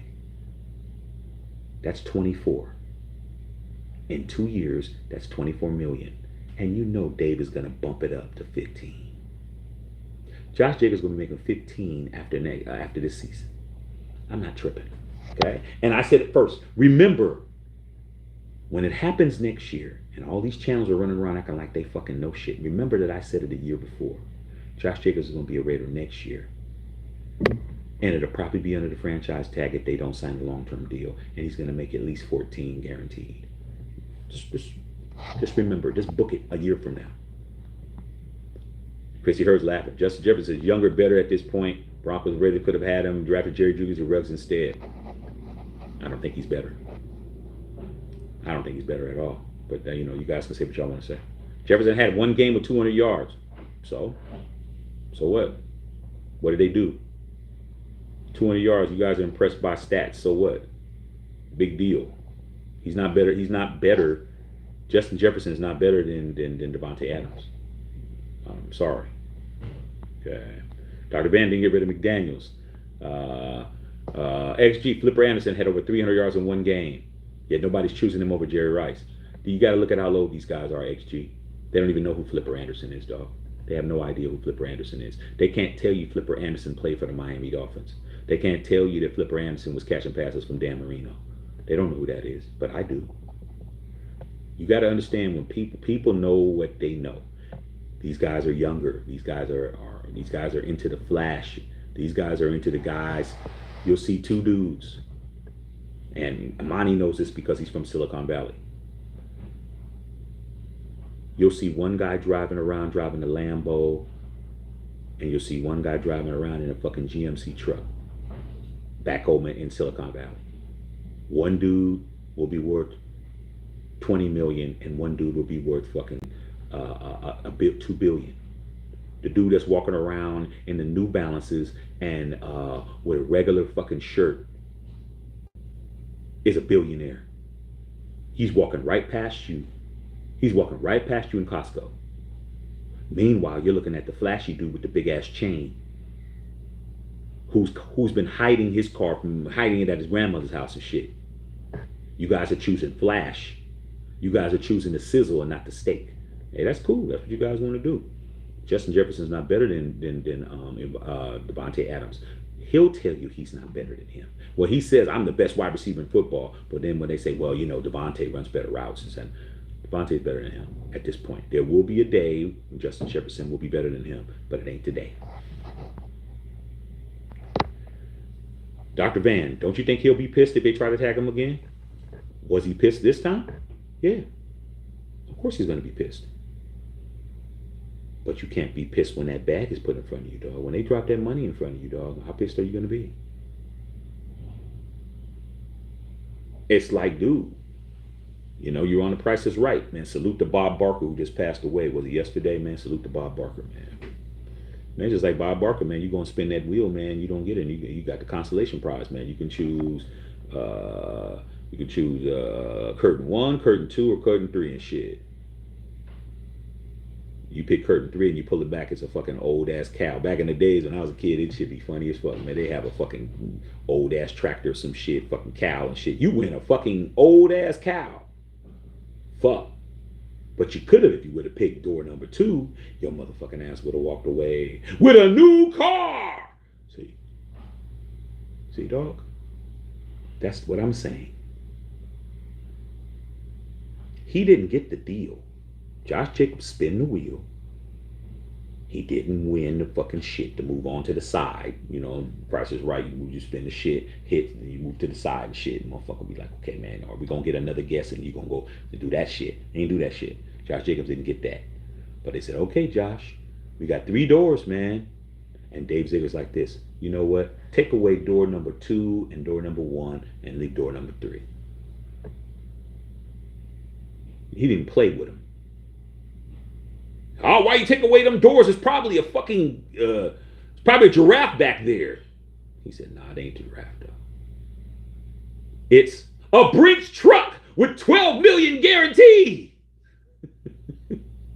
That's Dave Ziegler. Okay. So yeah, he's gonna be pissed, but he won't be pissed at the end, bro. He's gonna be mad. He's gonna be mad at you for a while until he sees that 15 million. He's like, damn, man, in 2 years I've made 24 million motherfucking dollars. Now after that, they can't franchise tag him no more after that. Now they have to either pay or let him go. But that's 2 years from now. Okay? So we'll see. Like Sunday, I don't think JJ's better than Devontae either. These guys do.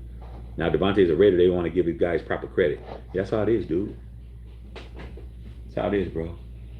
Girl was fine as hell until she started dating your best friend and shit. Yeah, you know, she alright. Like, I know this shit, dude. I know this shit.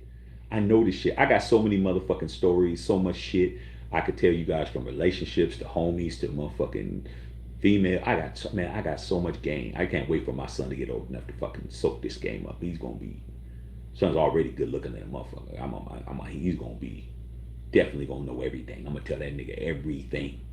You better hide your granddaughters and your daughters and nieces when my son get up, because my son is gonna be a monster.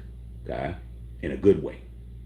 With that being said, man, it's just like so many dudes talking shit. Hey man, shit man, McKenzie, fine in a motherfucker. Shit man, McKenzie, man, shit nigga, whoa McKenzie. And then I walk in with McKenzie, all of a sudden McKenzie ain't that cute.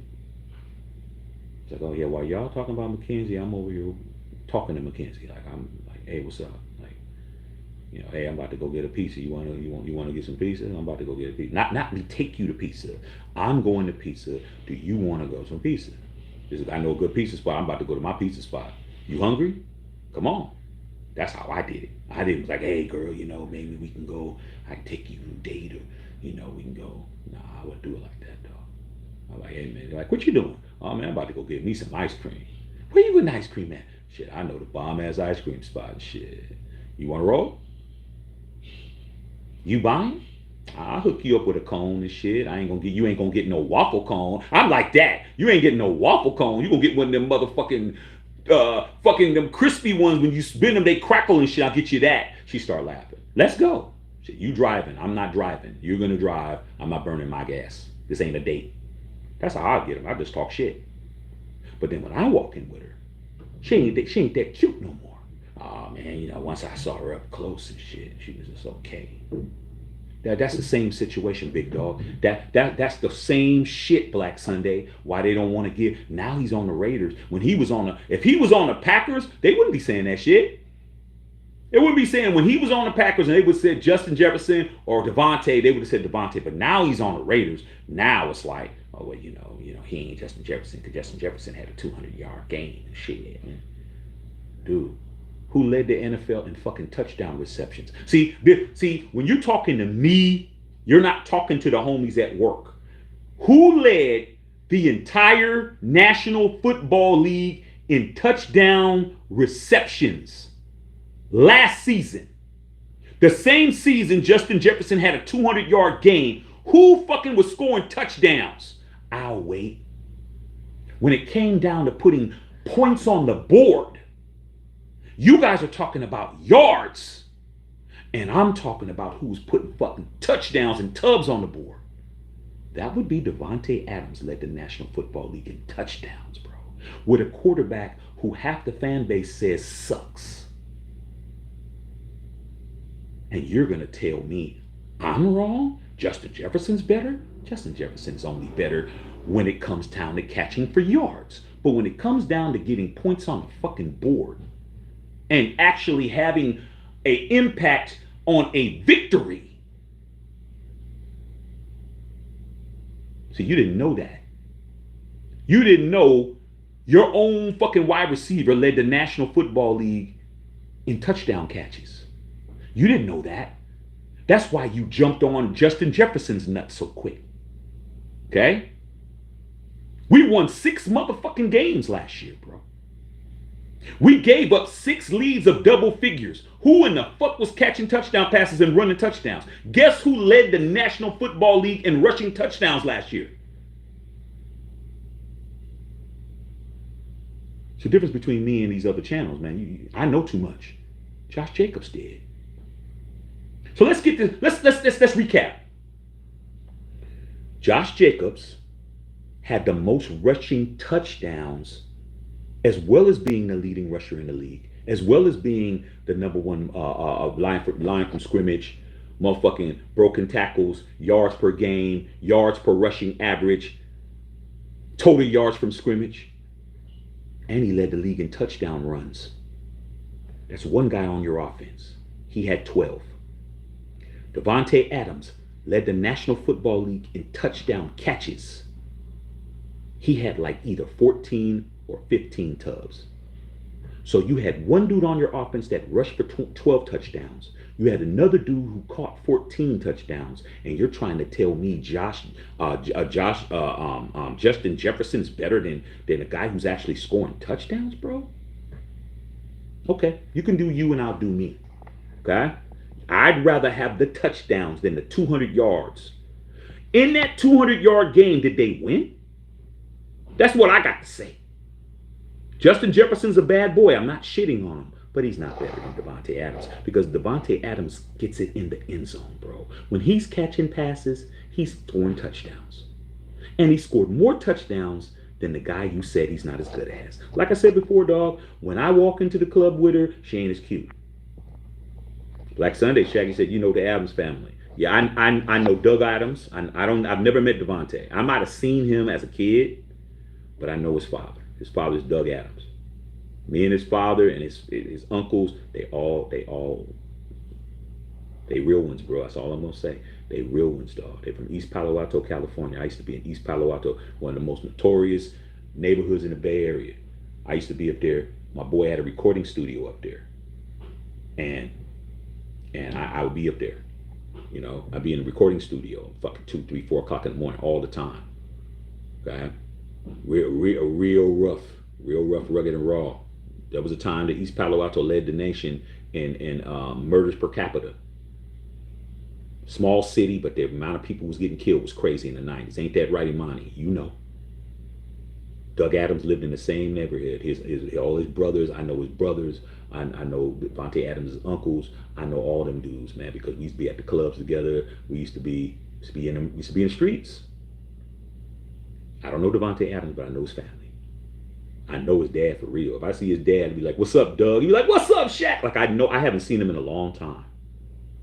I haven't seen him since Davante Adams became Davante Adams. I haven't seen him. I haven't seen him when I think maybe the last time I saw Doug, maybe Davante was in middle school, or maybe hitting high school, maybe. I haven't seen him in like well over 20 years. But if I see Doug Adams, he's on, and I say, "What's up?" He's gonna know who I am, dog. Like, cause we used to be out. Yeah, so all I'm gonna say was be like out and about. He was always out. Okay, so I know his family, dog. I don't know him, though. I don't know Davante. I never met him in my life, but I know his family. Okay, and I'm gonna tell you this shit right now, dog. A lot of his family never even seen him play until he played for the Raiders. That's how much of Raiders gangster they are about the Raiders. His grandmother never seen him play.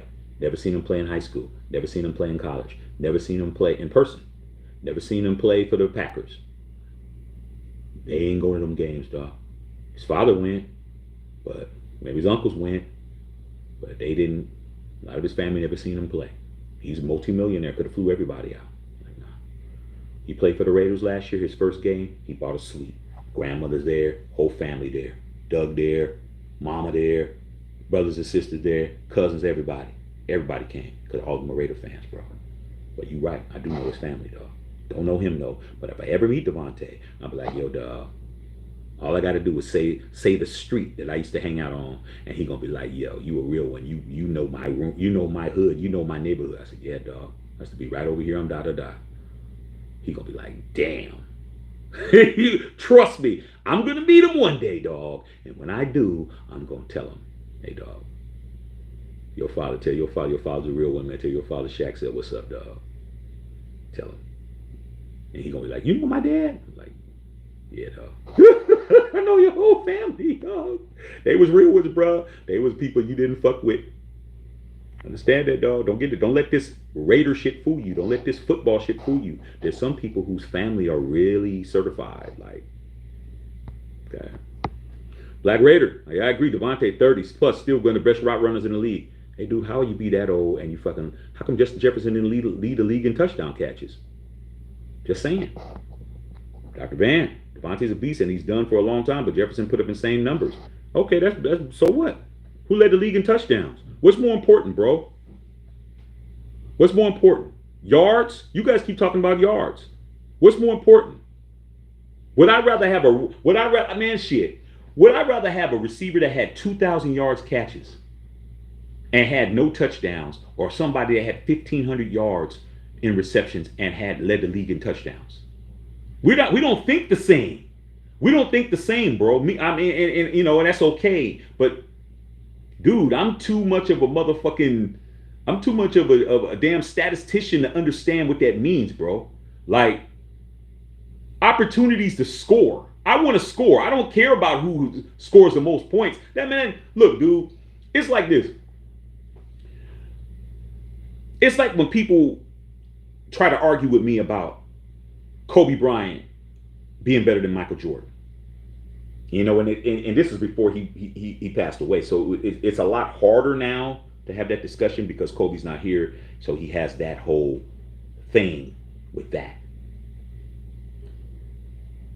Man, when I be arguing with just casuals about it, I be at the barbershop, they talking about it, Kobe this, Michael that, Kobe this, Michael that. I'm just sitting in the back trying not to fucking get involved. Yo, Shaq, who you say? It was always like that. Shaq, who do you think who's better, Shaq, Kobe or Michael Jordan? I'll be like, Michael Jordan. Oh man, you crazy, man. Kobe scored 81 in a game. Kobe scored 81. Jordan never scored 81. That's how you guys sound. Yeah, Kobe scored 81 in one game. Mike's highest score was 69. Yeah, okay. If that's the litmus test, who scored more points? Then I said, well, Will Chamberlain scored 100. Oh, man, I knew you were going to bring that up. You're using a standard that you can lose at too. See, like I said, I go, well, Will Chamberlain scored 100, but nobody's talking about Will. Well, that's Will. Will's whole. I mean, nobody's, you know, you didn't see Will. I didn't, you know, and all that stupid shit. You guys are talking about yards. I don't give a fuck about yards, dog. I give a fuck about impact. When Davante Adams is making his catches, he's having an impact on the game because he's scoring points. And he's scoring more points than the guy who has more catches, more yards. With a quarterback who you guys swore on your life was sorry than a motherfucker. Not one of you motherfuckers out there thought that Derek Carr was better than Kirk Cousins. The fuck are you talking about? Not one of you guys thought that. You guys would have took Kirk Cousins over Derek Carr. I wouldn't have, though. Because I know Kirk Cousins, he ain't clutch. And the Carr ain't, but Carr was more clutch than him. Okay? I know. But you guys are going to do what you guys do. I'm going to do what I do. So when I used to have them arguments in there, the first thing I would talk about is like, Mike is unblemished in the finals. He's 6-0. Oh, man, but so what, man? Kobe's got 5. Yeah, but Kobe has 5 losses. 2 losses too, though. Like, that's what I'm talking about. Like, let's talk about intangibles. Let's talk about winning. Don't you play the sport to win, or do you play the sport to stat pad? So when you guys are talking about, oh, he had this and he had that. Hey, dude, I'll take my little 1,500 guy. Devontae, what he had, 15, maybe 1,600. He had 15. I'll take my 15 and 15 touchdowns over your motherfucking 18 and 10. My guy is more of an impact player. My guy is actually helping us win on the scoreboard. That's the difference. Okay? Y'all don't want to talk about that. Yards ain't more important than touchdowns. I don't know what fucking sport you're talking about. I don't know what you're talking. You're not talking about football. You want to talk about yards. You don't want to talk about touchdowns. We're not the same, bro. I'll take Devontae over Jefferson at this point. Jefferson has the talent and ability to pass him up, but I'll take touchdowns, dog. I'm not fuck stats. Give me some touchdowns, man. XG and Kirk Cousins better than advertised. He struggled to win in the playoffs and win in general. JD said Kirk Cousins is not good. Hey, neither is Derek Carr from what you guys say. Black Sunday's rolling. But he said I like Drew Carey, but it ain't the same without Bob Barker. Bob Barker was he's a legend. Like I said, Devontae was with Mahomes. KC, they bowed to Devontae because he wouldn't be on the Raiders. Like I said before, man, there's Christy's on here, and she's been a Raider fan a long motherfucking time. She's a three ringer, like me. A lot of you guys who are fans of the Raiders, you guys don't understand that the Raiders have never been, we got the best this. That's not how we won. We didn't win by having the best quarterback. We didn't win. We didn't win by having the best. We won by having a team. We had the best team. We didn't have the best individual players. Marcus Allen in his prime was probably the only consensus all best player that we ever had in our history. That was a full-time player, because you can say Bo Jackson, but Bo Jackson was a part-time player. He's the only guy who definitively was the best at his position in the entire history of the NFL. We had some great players, but they weren't the best at that time. They weren't the best. Maybe Howie Long, when his prime, maybe he might have got a couple of years where he was the best defensive end. But we had the best punter, Ray Guy, but we never had the best quarterback. Ken Stabler was not beloved like Terry Bradshaw. He was not beloved like Roger Staubach. He was not beloved like Bob Greasy. He wasn't beloved like that. But he won the 1974 league MVP, but he wasn't like, he's the best in the league. But he was more clutch than ever. He was clutch than a motherfucker. Okay? That's why. So today's fans, they equate being good by being the best. That's why you guys are always trying to poach somebody else's player. That's why you're always, oh, we're going to get Tom Brady because he's the best. We're going to bring him to us. Oh, Aaron Rodgers, he's one of the best. We're going to bring him to us. Lamar Jackson, he's one of the best. We're going to bring him to us. We've never won like that. We've never won like that, bro. We won with people who they didn't think was the best. Ken Stabler, when we won the 76 Super Bowl, the first one that I got, my first ring, Terry Bradshaw was fucking winning Super Bowl. He had already won 2. We had lost to them twice in the AFC Championship game and shit. They were just beating us. They were beating us, bro. And they're winning rings. Okay? Terry Bradshaw won 4 in the 70s. He won 4 Super Bowls in the 70s. He was 4-0. Never lost a Super Bowl. We won 1. But we had to play against the Steelers every time. Every fucking AFC Championship game was the Raiders and the fucking Pittsburgh Steelers. The majority of the 70s, that's all we did was play them. But they had some of the best players. Okay? They had the best wide receiver tandem. Swan and Stalwart. They had the best linebacker and shit. They had great defensive backs. They had better best players on their team than we did. So when you guys start talking about numbers, you guys don't understand how we win. We don't win by numbers. We win by team. Our team is better than your team. Collectively, man to man, the guys who you don't care about, the motherfuckers that are coming in, the nickel coverage guys, the guys that are coming in on special teams, the guys that are fucking spelling a motherfucker coming in on third down coverage, and this, that, and the other. Those motherfuckers.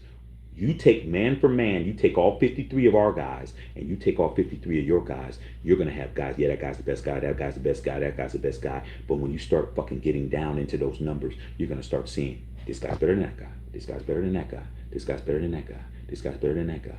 And on our side, this guy's better than that guy. This guy is just as good as this guy. This guy's just as good as this guy. This guy's just as good as this guy. And that fucking scale that's like this, when you start getting that shit, start doing this.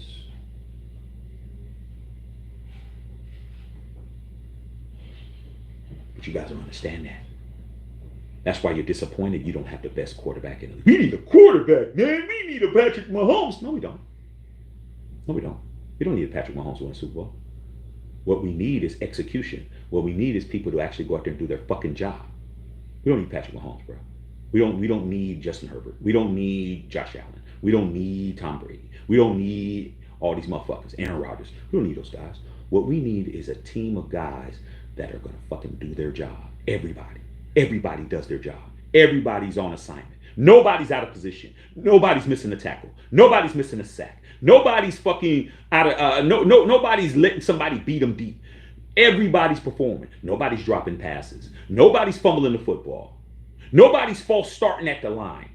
Dead foul penalties. Nobody is motherfucking leading with the crown of their helmet. Nobody's holding a motherfucker. Nobody's PIing a motherfucker. If we just played clean football, we'd be a playoff team every year, bro. We'd be a playoff team every year. But you guys don't know that.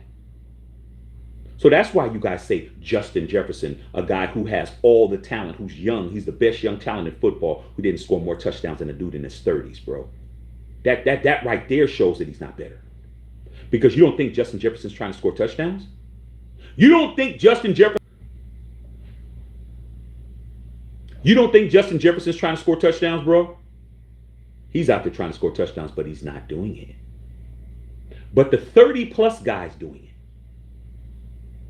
Not the same. XG, you can put Kirk's numbers against the best. He loses meaningful games. Herbert gets praised for similar numbers and outcomes.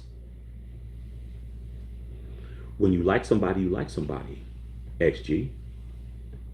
Like, there's guys that are darlings. They're darlings in the media. They're darlings in the media, bro. They're darlings in the media. They're going to get all the breaks. They like Justin Herbert. Justin Herbert fits the profile. Justin Herbert he's a guy who fits the profile of what the NFL wants as a quarterback in the National Football League. He fits the profile. Okay?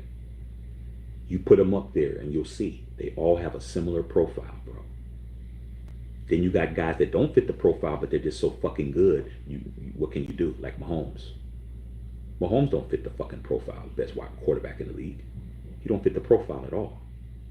But his performance, he's better than everybody.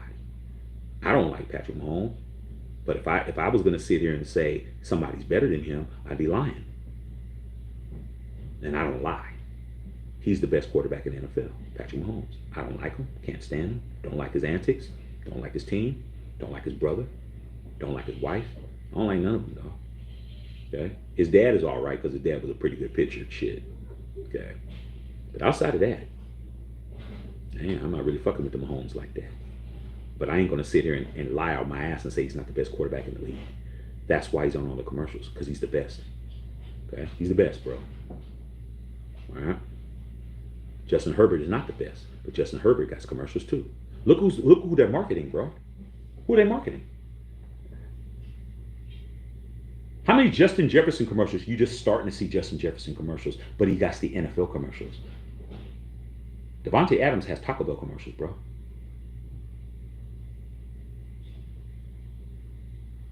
Justin Jefferson don't got no commercials like that, bro. He don't got no commercial like that. He got an NFL commercial. He don't got no Taco Bell commercial. Right? Devontae Adams is a Jordan athlete. Justin Jefferson don't got no Jordan deal. Like I said, man. A lot of you guys, man, you guys buying into the bullshit. Raiders for life. Disrespect is always with the Raiders. And I like it. I grew up with that. See, the difference now between now and back in the days, and I know a lot of you guys don't want to hear about back in the days, but you're going to hear it over here because that's what I lived. I've lived both. I've lived them both. I've lived your entire situation with the Raiders, and I've lived my whole life. Raiders have always been disrespected. Raiders have always been the Mavericks. The Raiders have always been the team that went against the grain. They've always been the most disliked team. Even though now we're not the most disliked team because nobody even gives a fuck. We've always been the most hated. But we won, though. It's like the motherfucker that's talking shit and then he fucks you up too. That was us. Now we talk shit and don't do it, and then we just get our ass whooped. Not the same. But when we were fucking winning, we were talking shit. We were fucking motherfuckers up, bro. We were fucking kicking your ass. We kick your ass on the field, and then we go out in the parking lot and fuck you up too. Like, you're not beating us, dog. Like, you're not fucking with us, dog. Even when the Pittsburgh Steelers were beating us on the field, They were fucking filing police reports on my team. They were filing police reports on George Atkinson and shit. Glenn Swan filed a fucking police report because George Atkinson hit him with a forearm, and he fucking filed a police report. Imagine that, bro. You actually went to the police and filed a fucking police report and tried to sue George Atkinson because of a hit in a game. We were gangster, bro. That's the difference. You ain't doing shit. There's nothing you can do about it. Okay? You can't do shit. And that's what it is, dog. But now, there's no fear. Nobody's scared of us. Tragedy turns Tyrone, man. Triumph. What's up, dog? JD, speak them facts. That's all I do. XG. Jacobs was second in touchdowns, but Henry led the league in yards. No, he didn't. Henry didn't lead the league in yards. No, he didn't. Josh Jacobs is a rushing leader. What are you talking about? You need to look again, bro. Jefferson had 28 more catches and 293 more yards and only 4 more targets. Devontae did have 6 more touchdowns. There you go. Done. There you go. Thank you, Doc. Done. And you were on Justin Jefferson's nuts a second ago. That's it. Who has a better catch to touchdown ratio?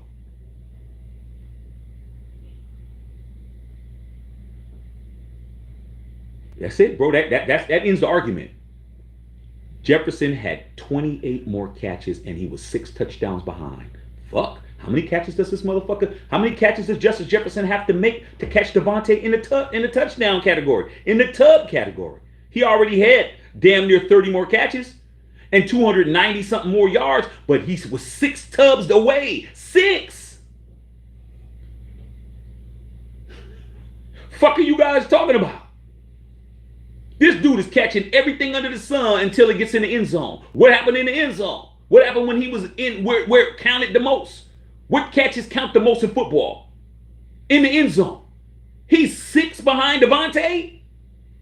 That dude ain't better than Devontae Adams, man. Told you. Just Raiders for Life said, I just hollered at Seward Swagger asking him to bring you on live. I know because he's on live right now. It's all good, dog. You know, hey man, I'm just waiting for an invitation. Dr. Ben said he led the league in catches and yards. Yeah. What about touchdowns, though? What about touchdowns, though? Who led the league in touchdowns? I didn't say Devontae led the league in yards and catches. I said he led the league in touchdowns. What would I rather have? I'd rather have a wide receiver that's scoring tubs, bro. That's what I'd rather have. You guys want stats. I don't care about that shit. I don't care about that shit. That's like a motherfucker leading the league in scoring and his team sorry as fuck, bro. I've seen that shit happen so many times in basketball where you have a leading scorer and they didn't win shit, bro.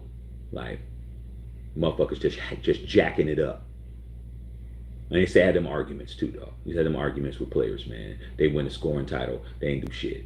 They weren't even winning, dog. They weren't winning shit. Okay? Like that year when Tracy McGrady led the league in scoring and shit over Kobe Bryant. And they was, yeah, man, Tracy McGrady led the league in scoring. I'm like, man, but who won the fucking who won the championship, dog? Kobe toned his game down to fit into a concept to win a chip. Like I said, man, it all depends on what you guys are interested in. It's like you guys are more interested in personal stats and statistics. I'm interested in winning. I mean, hey, what's going to be remembered 100 years from now? A scoring title or a fucking championship? Like I said, man, we're not the same, dude. Like, we're not. I'm not impressed by that, bro. Okay, all right, you led the league in every category except the biggest category of all, touchdowns. Not even close. 6 is not close. Winning by 6 as a receiver is a landslide. Sorry, it is. But he had more yards and he had more catches. So, Black Raider, since you're from EPA, you know about Sean T and Totally Insane all day. 11-5, motherfucking Mac Mall, Mac Dre. I mean, I know all them niggas, man. I know all them dudes. JT the bigger figure. Come on, man. I'm not from East Palo Alto. I'm not from EPA. but I spent a lot of time in EPA. I'm not from East Palo Alto. Let's understand that. I'm not from East Palo Alto. I was just in East Palo Alto every day. My boy owned a recording studio in his house, and that's how I learned how to do all the shit I know how to do in that fucking studio.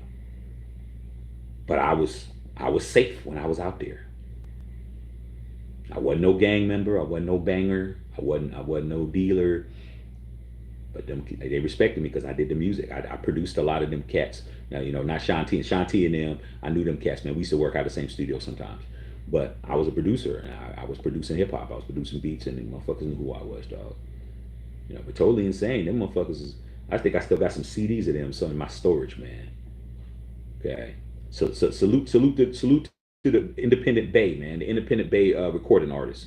But that's why I wasn't from East Palo Alto, but I was in East Palo Alto every day. Okay? Every day, bro.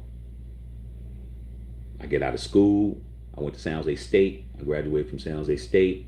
After I got out of school, I drive up to East Palo Alto and shit. I was in the Garden, man, the G. If you know anything about East Palo Alto, I was in the G. Okay? Every day. Going in the studio, bro, producing. That's how I was making my money, bro. All the little, all the little weed dudes, all the little cats that was slanging, they was buying beats. I was making money and shit. I was making money legally. Okay, the motherfucker was like, yo, dog, I'm like, hey, man, what you got? Like, put the fucking dad tape on, man. The fuck beat, hey, man, I want that one, that fourth one. Take a nigga up, burn a CD. That's what I was doing, bro. Dr. Ben, they're both great, but you're starting a franchise. You take the younger guy. Okay. We're not starting a franchise, though. XG, Dr. Van, when I started Friday, I just said that, XG. Salute to my boy XG for saying the same shit I said before I said it. We're not starting a franchise.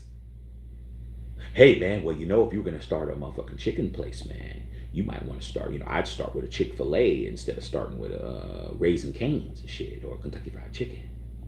But are we starting franchises, or are we just talking about who has the better chicken sandwich? See, like y'all start running down the block of shit with your drawers in your hand and shit. Y'all start just ripping and running. We're talking about who has the best chicken sandwich, bro. We're not talking about who's starting from scratch. We're not doing that. Y'all just changed. Y'all moved. It's called moving the goalposts and shit. We're getting ready to score. Y'all just move it back another 20 yards. Oh, well, shit. Well, if we were going to do, if the field was 125 yards, then, but the field isn't 125 yards, dog. It's 100 yards. I scored, So, like I said, I know you're just talking hypothetically, dog, but shit, I'm talking facts. JD said Derek Carr, Kirk Cousins. Me too. Ray Elias, yo, what the hell is yards when it comes to points? So you can win games and move the chains and come all the way down the field and not putting up any touchdowns. Go look. See, man, Raiders for life. Have these guys go look up how many points the kicker scored. How many points did the Vikings kicker score? Where was he? Go look at the scoring for the season.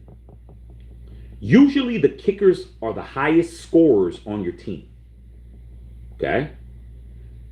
The person who scores the most points 9 times out of 10 is the fucking kicker.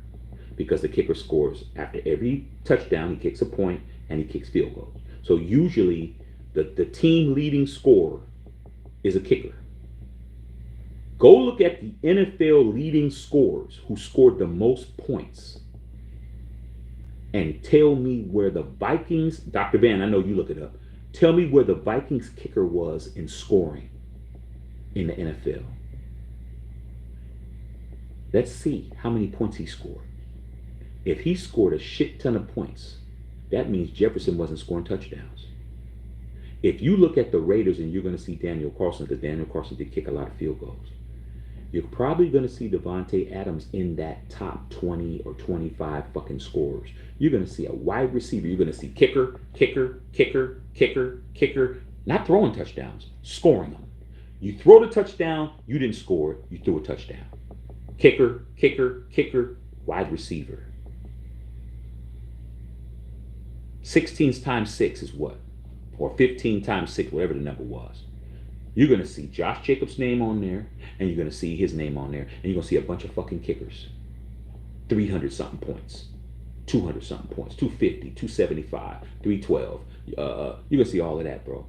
Every kicker in the National Football League is going to have at least 200, 250, 300. You might even see somebody with almost 400 points.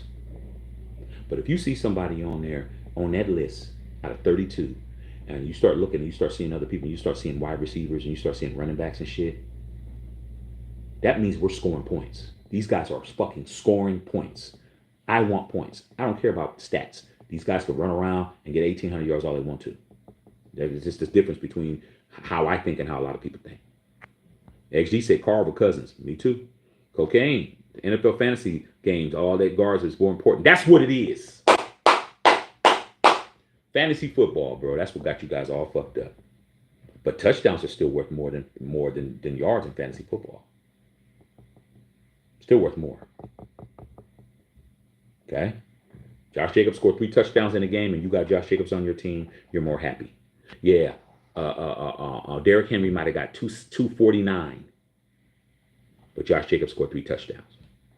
Wesley Monroe says winning is always what matters. We're talking about impacting games to get more W's. The Vikings have more wins than the Raiders. They did, but was that because of Justin Jefferson? No. Yeah, they did have more wins than us. They had a better team, but we're talking about individuals right now. We're talking about individual players versus what you guys are talking about.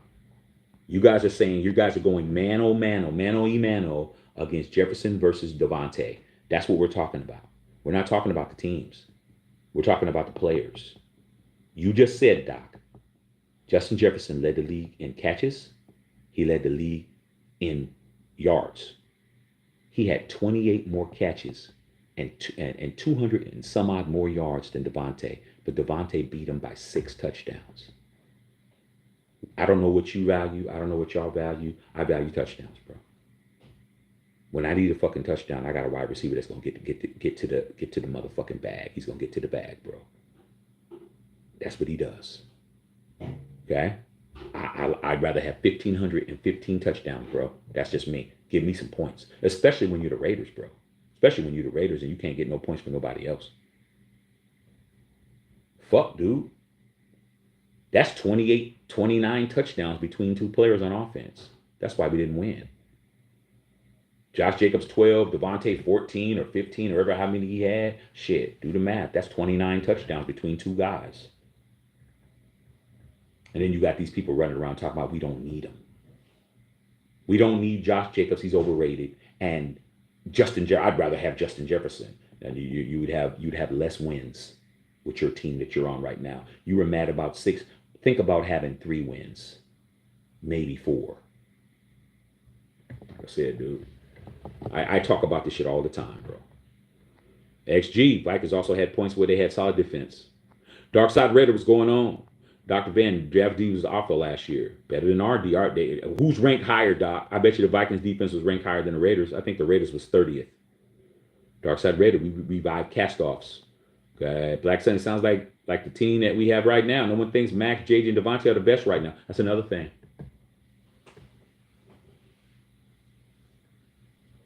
You know how many people tell me, man, Nick Bosa's better than Mad Max? Is he? Oh man, but because who had more sacks? Casual fans. The easiest thing you do is bring up some numbers. And I'm like, okay, he did have more sacks than Mad Max. See, look up who got double teamed more. Look who was fighting double teams more. Look who was double teamed more as a defensive end. Who was double teamed more? Mad Max was, because on the other side you had a guy who wasn't doing shit in Chandler Jones. Mad Max was doubled every play. Mad Max was held every play. And he still had double-digit sacks, bro. And he had defensive support. You put Mad Max, and that's what I would do. When I start talking to these motherfuckers, I say, hey, dude, you put Nick Bosa on the Raiders, and you put Mad Max on the 49ers. Mad Max is the defensive player of the fucking year. because you can't double Max. Max is going to have maybe 18 sacks. But since he's doubled and held every play, he has to earn every sack he gets. Well, man, shoot, that's, that's hypothetical though. Okay, well, who would I rather have? Would I rather have Mad Max or Nick Bosa? I'd rather have Mad Max.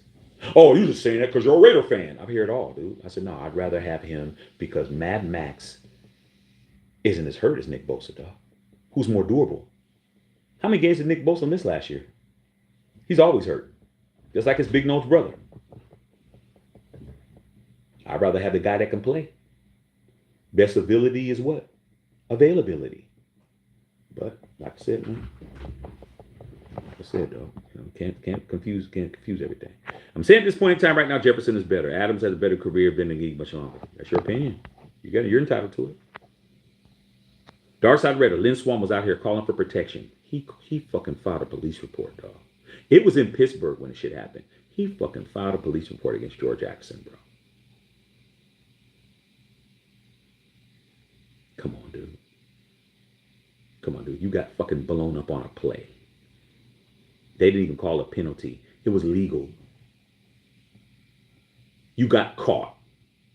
You got decleated. Motherfucker, call the police, bro. Come on, dog. JC talking to Dr. Van Black Red. I'm going to watch some Jack Tatum highlights tonight. I love Jack Tatum, dog. Dr. Van, some dude asked the question, who's better? I thought I'd just say what's up. That's cool. XG said, I guarantee your DB on your team is better. Okay, you guys are going at it. I love it. I love the arguments. I love it. I love it. I love it. That's how you do it over here. Okay. Black Sunday, aren't we the most penalized NFL team in history?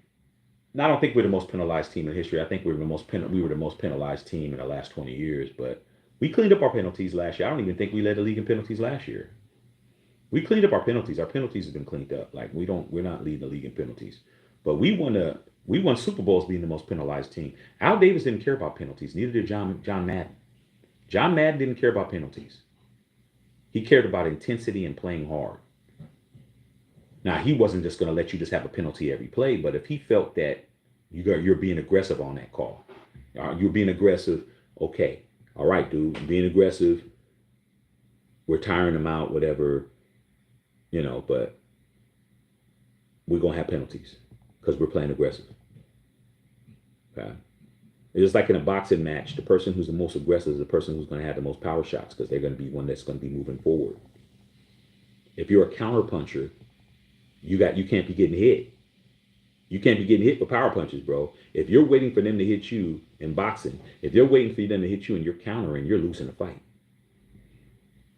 The only way that you can deal with somebody coming forward is that you do the rope-a-dope, or you get up against the ropes and you're a good rope fighter and shit.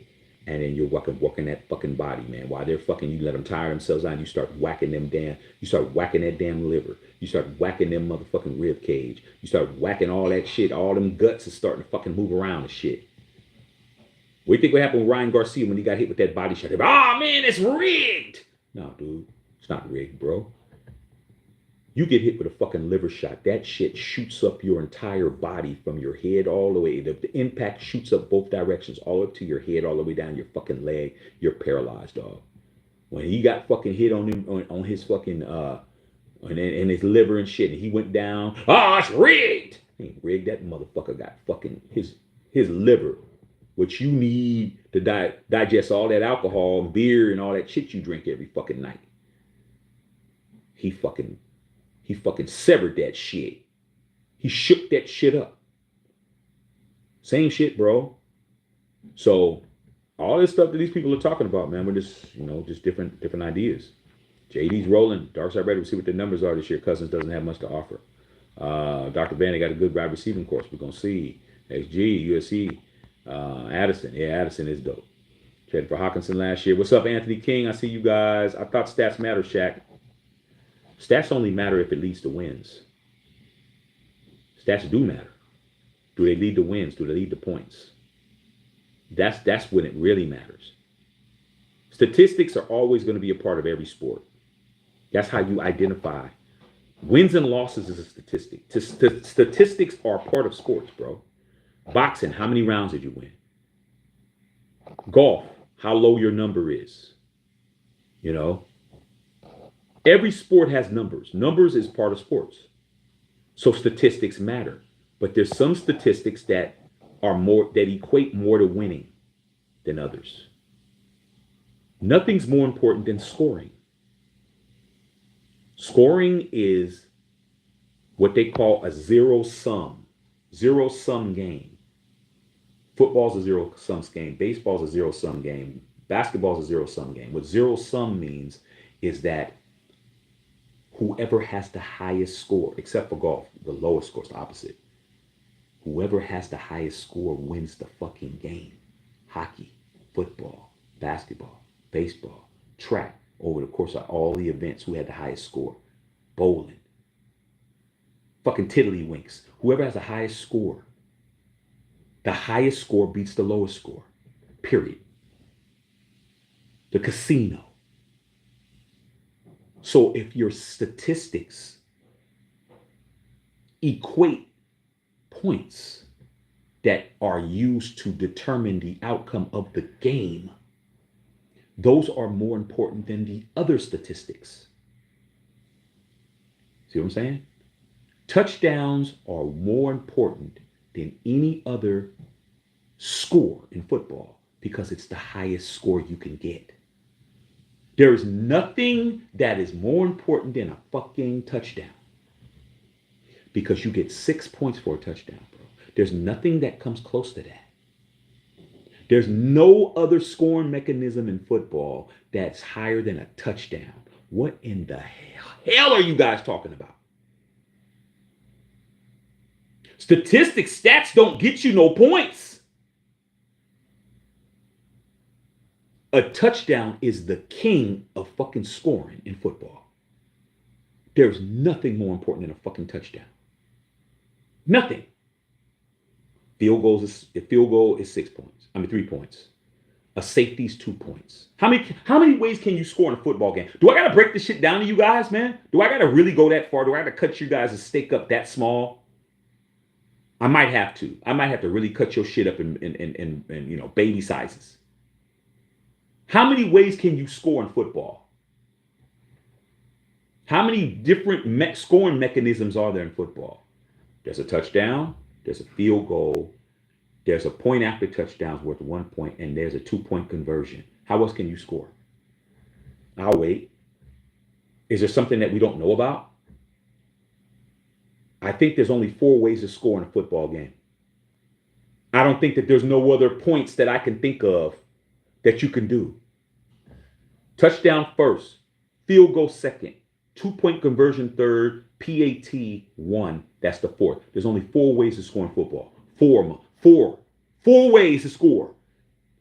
So you guys are trying to tell me that the most important and highest scoring mechanism in the sport you love, that you're supposed to know, which when you do it, you get this amount of points.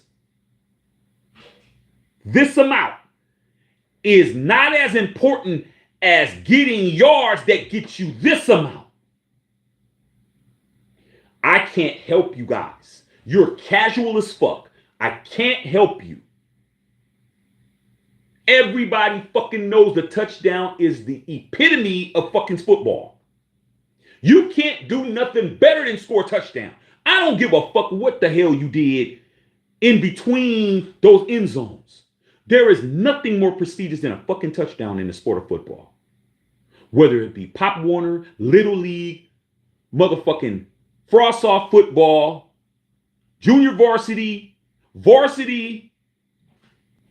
NCAA Division I, Division II, Division III, USFL, Canadian football, fucking rugby or whatever the fuck. There's nothing more important than a fucking touchdown. You know that shit, but you're trying to convince us who know better. You've already been convinced. There's no motherfucking change in you guys' opinion. But there's no way in hell a guy that scores more touchdowns than anybody else is less than a guy who hasn't, who's had the ball more, who's got more yards, who's got more touches, who's got more motherfucking possessions with the football. and I beat you by 6 touchdowns, dog. I cannot help you guys at all. I can't. There's nothing I can do for you. Nothing I can do for you, bro. You're gonna walk down the block like how you walking down the block, bro. But we're on the opposite sides of the street. Nothing's more important than a touchdown. Nothing. There's nothing in the game more important than a touchdown. So if a guy leads the NFL in touchdowns, how is he not the best person? How's he not? How's he not? Because you guys are going to fucking figure out how he's not. You're going to figure that out. You're going to figure it out. You're going to spin it. Josh Jacobs ain't the best running back in football, but he led the NFL in fucking 7 categories. That's what I've been saying. How the fuck do you lead the NFL in 7 offensive categories and you're not the best running back? Hey, because he's plays for the fucking Raiders. That's why. And you Raider fans buy that shit. Well, he's not better than Derrick Henry. He's not better than... You guys are so quick to tell a motherfucker that when you got the best player, you're so quick to downgrade him and fucking put him down here and shit. Well, he's not better than Jonathan Taylor. He's not better than this guy. He's not better than Nick Chubb. He's not better than... How's he not? He led the league in every running back category you could lead the league in. What the fuck are you talking about? And he carried the ball the most. Like, come on. But like I said, man, you guys are brainwashed, man. Okay? Dark Side Raider. Yes, the Vikes have a nice addition. You're talking about that, man. I see you. Hawkinson. I see you guys. Dr. Van. Yeah, that's a good question. Tim Brown or Rod Smith, Dr. Van? Good question. We're going to see what you say. Boy, I was wrong. Williams led the league in rushing touchdowns last year. Exactly. Jacobs, 17. Okay. Rod Smith has 2 Super Bowl rings, Dark Side. I'll take those. Okay, well, there you go. There you go, Dr. Van. You just proved my point. You picked the person who won the rings.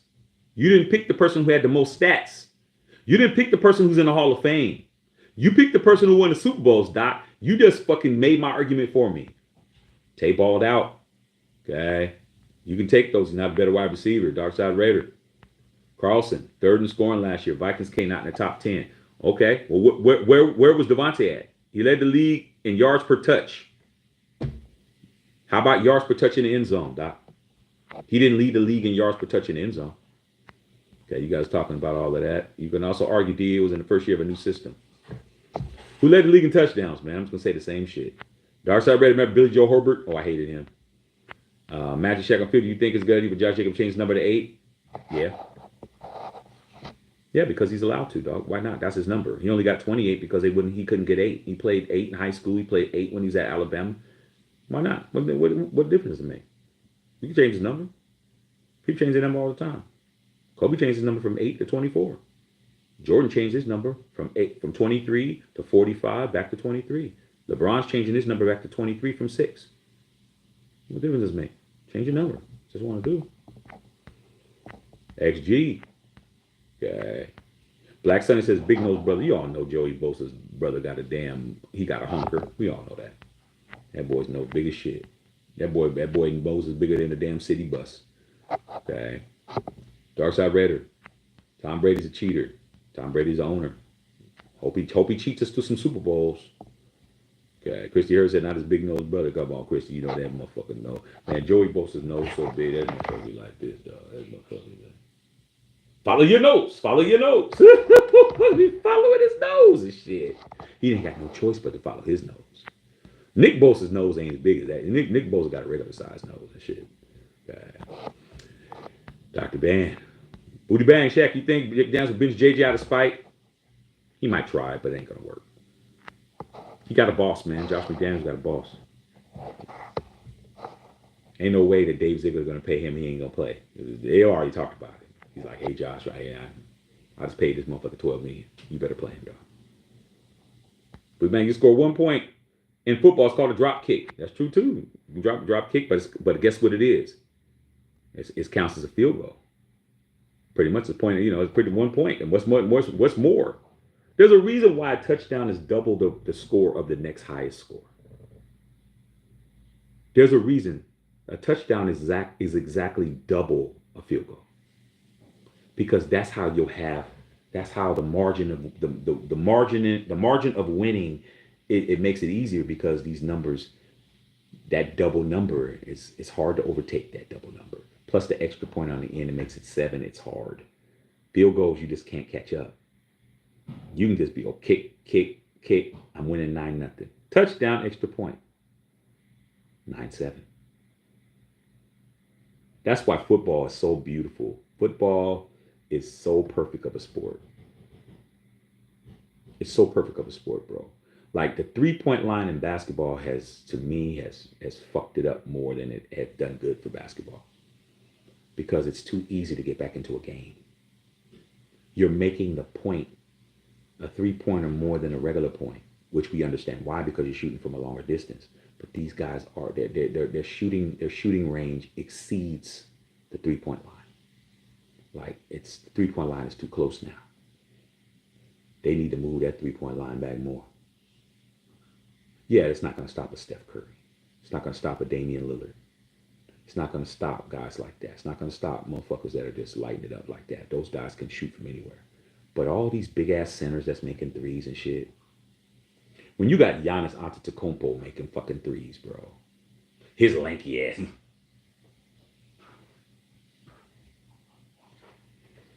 It's too close, bro. Everybody's shooting threes, bro. Everybody's shooting threes. I'm like, come on, dog. Threes are too easy now. Okay? Too easy. You need to back that line up. Make it 30 feet. Clay's still going to hit it. Steph's still going to hit it. Okay? LeBron will hit it every once in a while. LeBron could shoot from 3. LeBron could shoot a 3. He ain't as efficient as those guys, but he could shoot a 3. But, man, when you got big-ass motherfucking power forwards shooting threes, bro, and they making them and shit, you gotta break that shit back, man. You gotta make that shit harder. Okay. Yeah, you guys got drop kick. Got you. Derrick Henry's not the same running back he once was. So yards leads the points. The running back runs a 98 yards, the backup punches it in. What second running back is better? No. No, Doc. It's not going to work. That logic's not going to work. It's not going to work, Doc. Because you needed 2 people to score a touchdown. Come on, Doc. Come on, Doc. It took 2 people to score a touchdown, Doc. Okay? We're talking about one guy doing it by himself. See, Doc, come on, Doc, man. Come on, Doc. Come on, Doc. You know better. This is Shaq. That's not even hard, bro. That's not even a hard one. You needed 2 people to score a touchdown. You needed one guy to get the 98 yards, and you need another guy to punch it in. Okay? We're talking about one guy who needs nobody. He does it all on his own. He's scoring, leading the league in touchdowns by himself. There's a difference. Josh Jacobs by himself. Devontae Adams. There's not no, I do all the work and you come in and you do the easy work. No, I'm doing it all myself. I don't need nobody. Come on, Doc. You got to try harder than that, Doc. I'm kind of disappointed with that one. What's up, Carla? What's going on, girl? Darkside Redder. No, Van, but Hay has better overall result. Hey, dude. Who would you rather have? You rather have 2 dudes, you have to pay 2 guys to do a job, or 1 guy to do a job? Just saying, dude. If you got somebody and you say, hey man, I need this house painted. And you can pay one guy, and he can paint the house just as good as 2 people, and he can paint it just as fast. Why the fuck am I paying 2? The fuck am I paying 2 people for? See, that's the difference, Dr. Van, between Josh McDaniels and Dave Ziegler. Josh McDaniels thinks, well, shit, if I can get 4 people, why do I need 1? Because then I got 4 people. Then we can get it done better. Not the 4 people you got. Dave Ziegler's like this. What do we need 4 people for when we got 1 guy that does it all by himself? Well, because we got to pay him $12 million to do it. So what? He scored 12 touchdowns. That's $1 million a touchdown. The fuck you talking about? How many touchdowns did you guys score, Josh? They haven't scored any, but that's because Josh is taking all the carries. Why is he taking all the carries, Josh? Maybe it's because he's better. See what I'm saying? 2 modes of thinking. 1 dude, I'd rather have 4 guys that aren't going to do shit compared to 1 guy that's doing everything. I'm from the Dave Ziegler school. What the fuck do I need?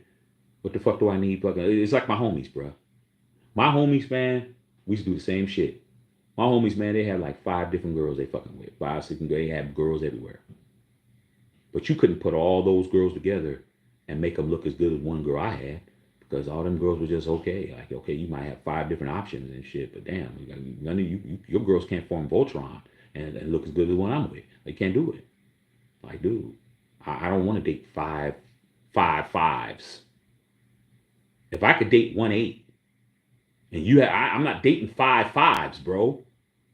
Well, man, you would say I'm with a different girl every night. I see all the arguments, bro. I'm with a different girl every night. I said, but look at him, though, dog. So what? So what, bro? If your motherfucking ass is eating, if you're eating a different meal every night, but you're going to McDonald's, going to a fucking 7-Eleven and getting some microwave burritos and shit. You're getting the bean burrito with cheese. You're getting the bean burrito with motherfucking pico de gallo and shit, and you're eating that shit. Dude, you're not fucking with me. If I'm fucking eating at Ruth Chris one night a week, who cares that you're eating fucking Domino's? Oh, I ate Domino's today, and then yesterday I had Little Caesars, and then the day before that, I had Pizza Hut. Motherfucker, so what? I'm not impressed because you went to 5 fucking pizza spots and shit. Motherfucker, I went to Ruth Chris. Well, I'm not trying to spend all that money, though. Okay, well, shit. You're the one bringing it up. It's always the motherfucker who's lacking is the person who's talking the most shit. It's the person who's lacking that's talking the most shit, you guys. It's always that guy, lacking. The lacking motherfucker is always trying to show that he's superior. Like, dude, you got fucking 5 6s, bro. Not even adjustable 6s. You got 5 5s, bro. Dude, you got to juggle all them motherfuckers. You got to listen to every one of their conversations. Can you imagine, bro? You got to listen to 5 what you did at work. 5 5s telling you what they did at work. Hey, baby, how was your day? You got to do that 5 times with a bunch of 5s, bro? All right, I ain't doing it, though. I can't. But they're telling me they got more game than me. Hey, man, I get more ass than you. I said, yeah, well, shit. Yeah, you do. But look at the asses you're getting, bro. Look at the quality. Like, that's not a flex. Think that's a flex? It's not a flex, bro. So when you guys are talking about what you're talking about, it's not a flex. I'm going for the touchdowns, dog. Who's getting me points? Who's putting me in position in the win column? You're talking about one guy scores 98 yards, one guy punches it in. That's a disrespect to the guy that scored 98 yards. Why not give him the touchdown? Why has he got to be the bell cow? Not the same, Doc. Sorry, Doc. You got to try harder, bro. Adams, 30 seconds in total points last year. There you go. Devontae Adams was 32nd. There's 32 teams in the league, you guys. See, this is Shaq, man. This is why these motherfuckers can't fuck with Shaq. There is 32 teams in the National Football League, and Devontae Adams was 32nd. That means one team, he scored more points than one team did. As far as an individual. As far as one guy. Because that means Daniel Carlson and Devontae Adams are on that list. I know what the fuck I'm talking about. You are going to the Super Bowl. Las Vegas Super Bowl, at least it's in Vegas. I might. Booty Bang said, you ever play on defense? Yeah, I play defense. I play defense. Sometimes I went 2 ways sometimes. For a couple of years I played, they would have me at different positions and shit. I was kind of like a rover. I'd be in the defensive backfield sometimes. They had me a linebacker sometimes. Sometimes they had me on a line. It all depended. Running around, man. I got me a couple of interceptions and shit, man. But I was an offensive player, man. But they put me on defense when they needed me out there, especially if it was a prevent or something like that. But I did play, start on both sides of the ball, man. That shit was hard. Shit was hard to do, man. Get winded. Darcy Raider, I think I'll take the vet over the youngin. Me too. Personal preference at this point. Yeah, like I said, it is personal preference. Booty Bang, our defense looks horrendous. I agree. Darcy Red Jeff will never have a better season. We'll have a better season. Okay, that's fine. Turbo, still here listening. What time is it, you guys? Shit. Oh, that's 10:52. Yeah, I'm going to have to get off of here, dog. I'm going to get off and get me something to eat. Talking facts to all you guys. I see all you guys on here, man. Just chopping it up. Yeah, you guys getting it in right there. Turbo the Rams laughing at Russell Wilson. All right, you guys, I'm going to go ahead and go, man. It's almost 11 o'clock. I'm going to go ahead and my son's already asleep. I can't even, read him a story and then over here arguing with you guys about Jefferson and all that shit. Okay. Dr. Van, December 10th's coming. Yeah, we're going to fuck you up, Doc. We're going to whip your ass, bro. Your old coach is going to be laughing at you again, dog. Okay, because he know you were talking shit. He's gonna be like, Dr. Van, no strand. And I'll be rolling up. Okay. All right, man. Love all y'all out there, man. Football season's here. Um, I'll be coming in during the week. We'll chop it up whatever we're gonna chop it up about. But also make sure you're checking out the videos. I posted one earlier. Check out all the videos you missed, man. There's never an old video on this channel. All these videos are relevant. All right, man. Y'all have a good night, bro. I'm about to go in and see what the kitchen's talking about. I have to check them.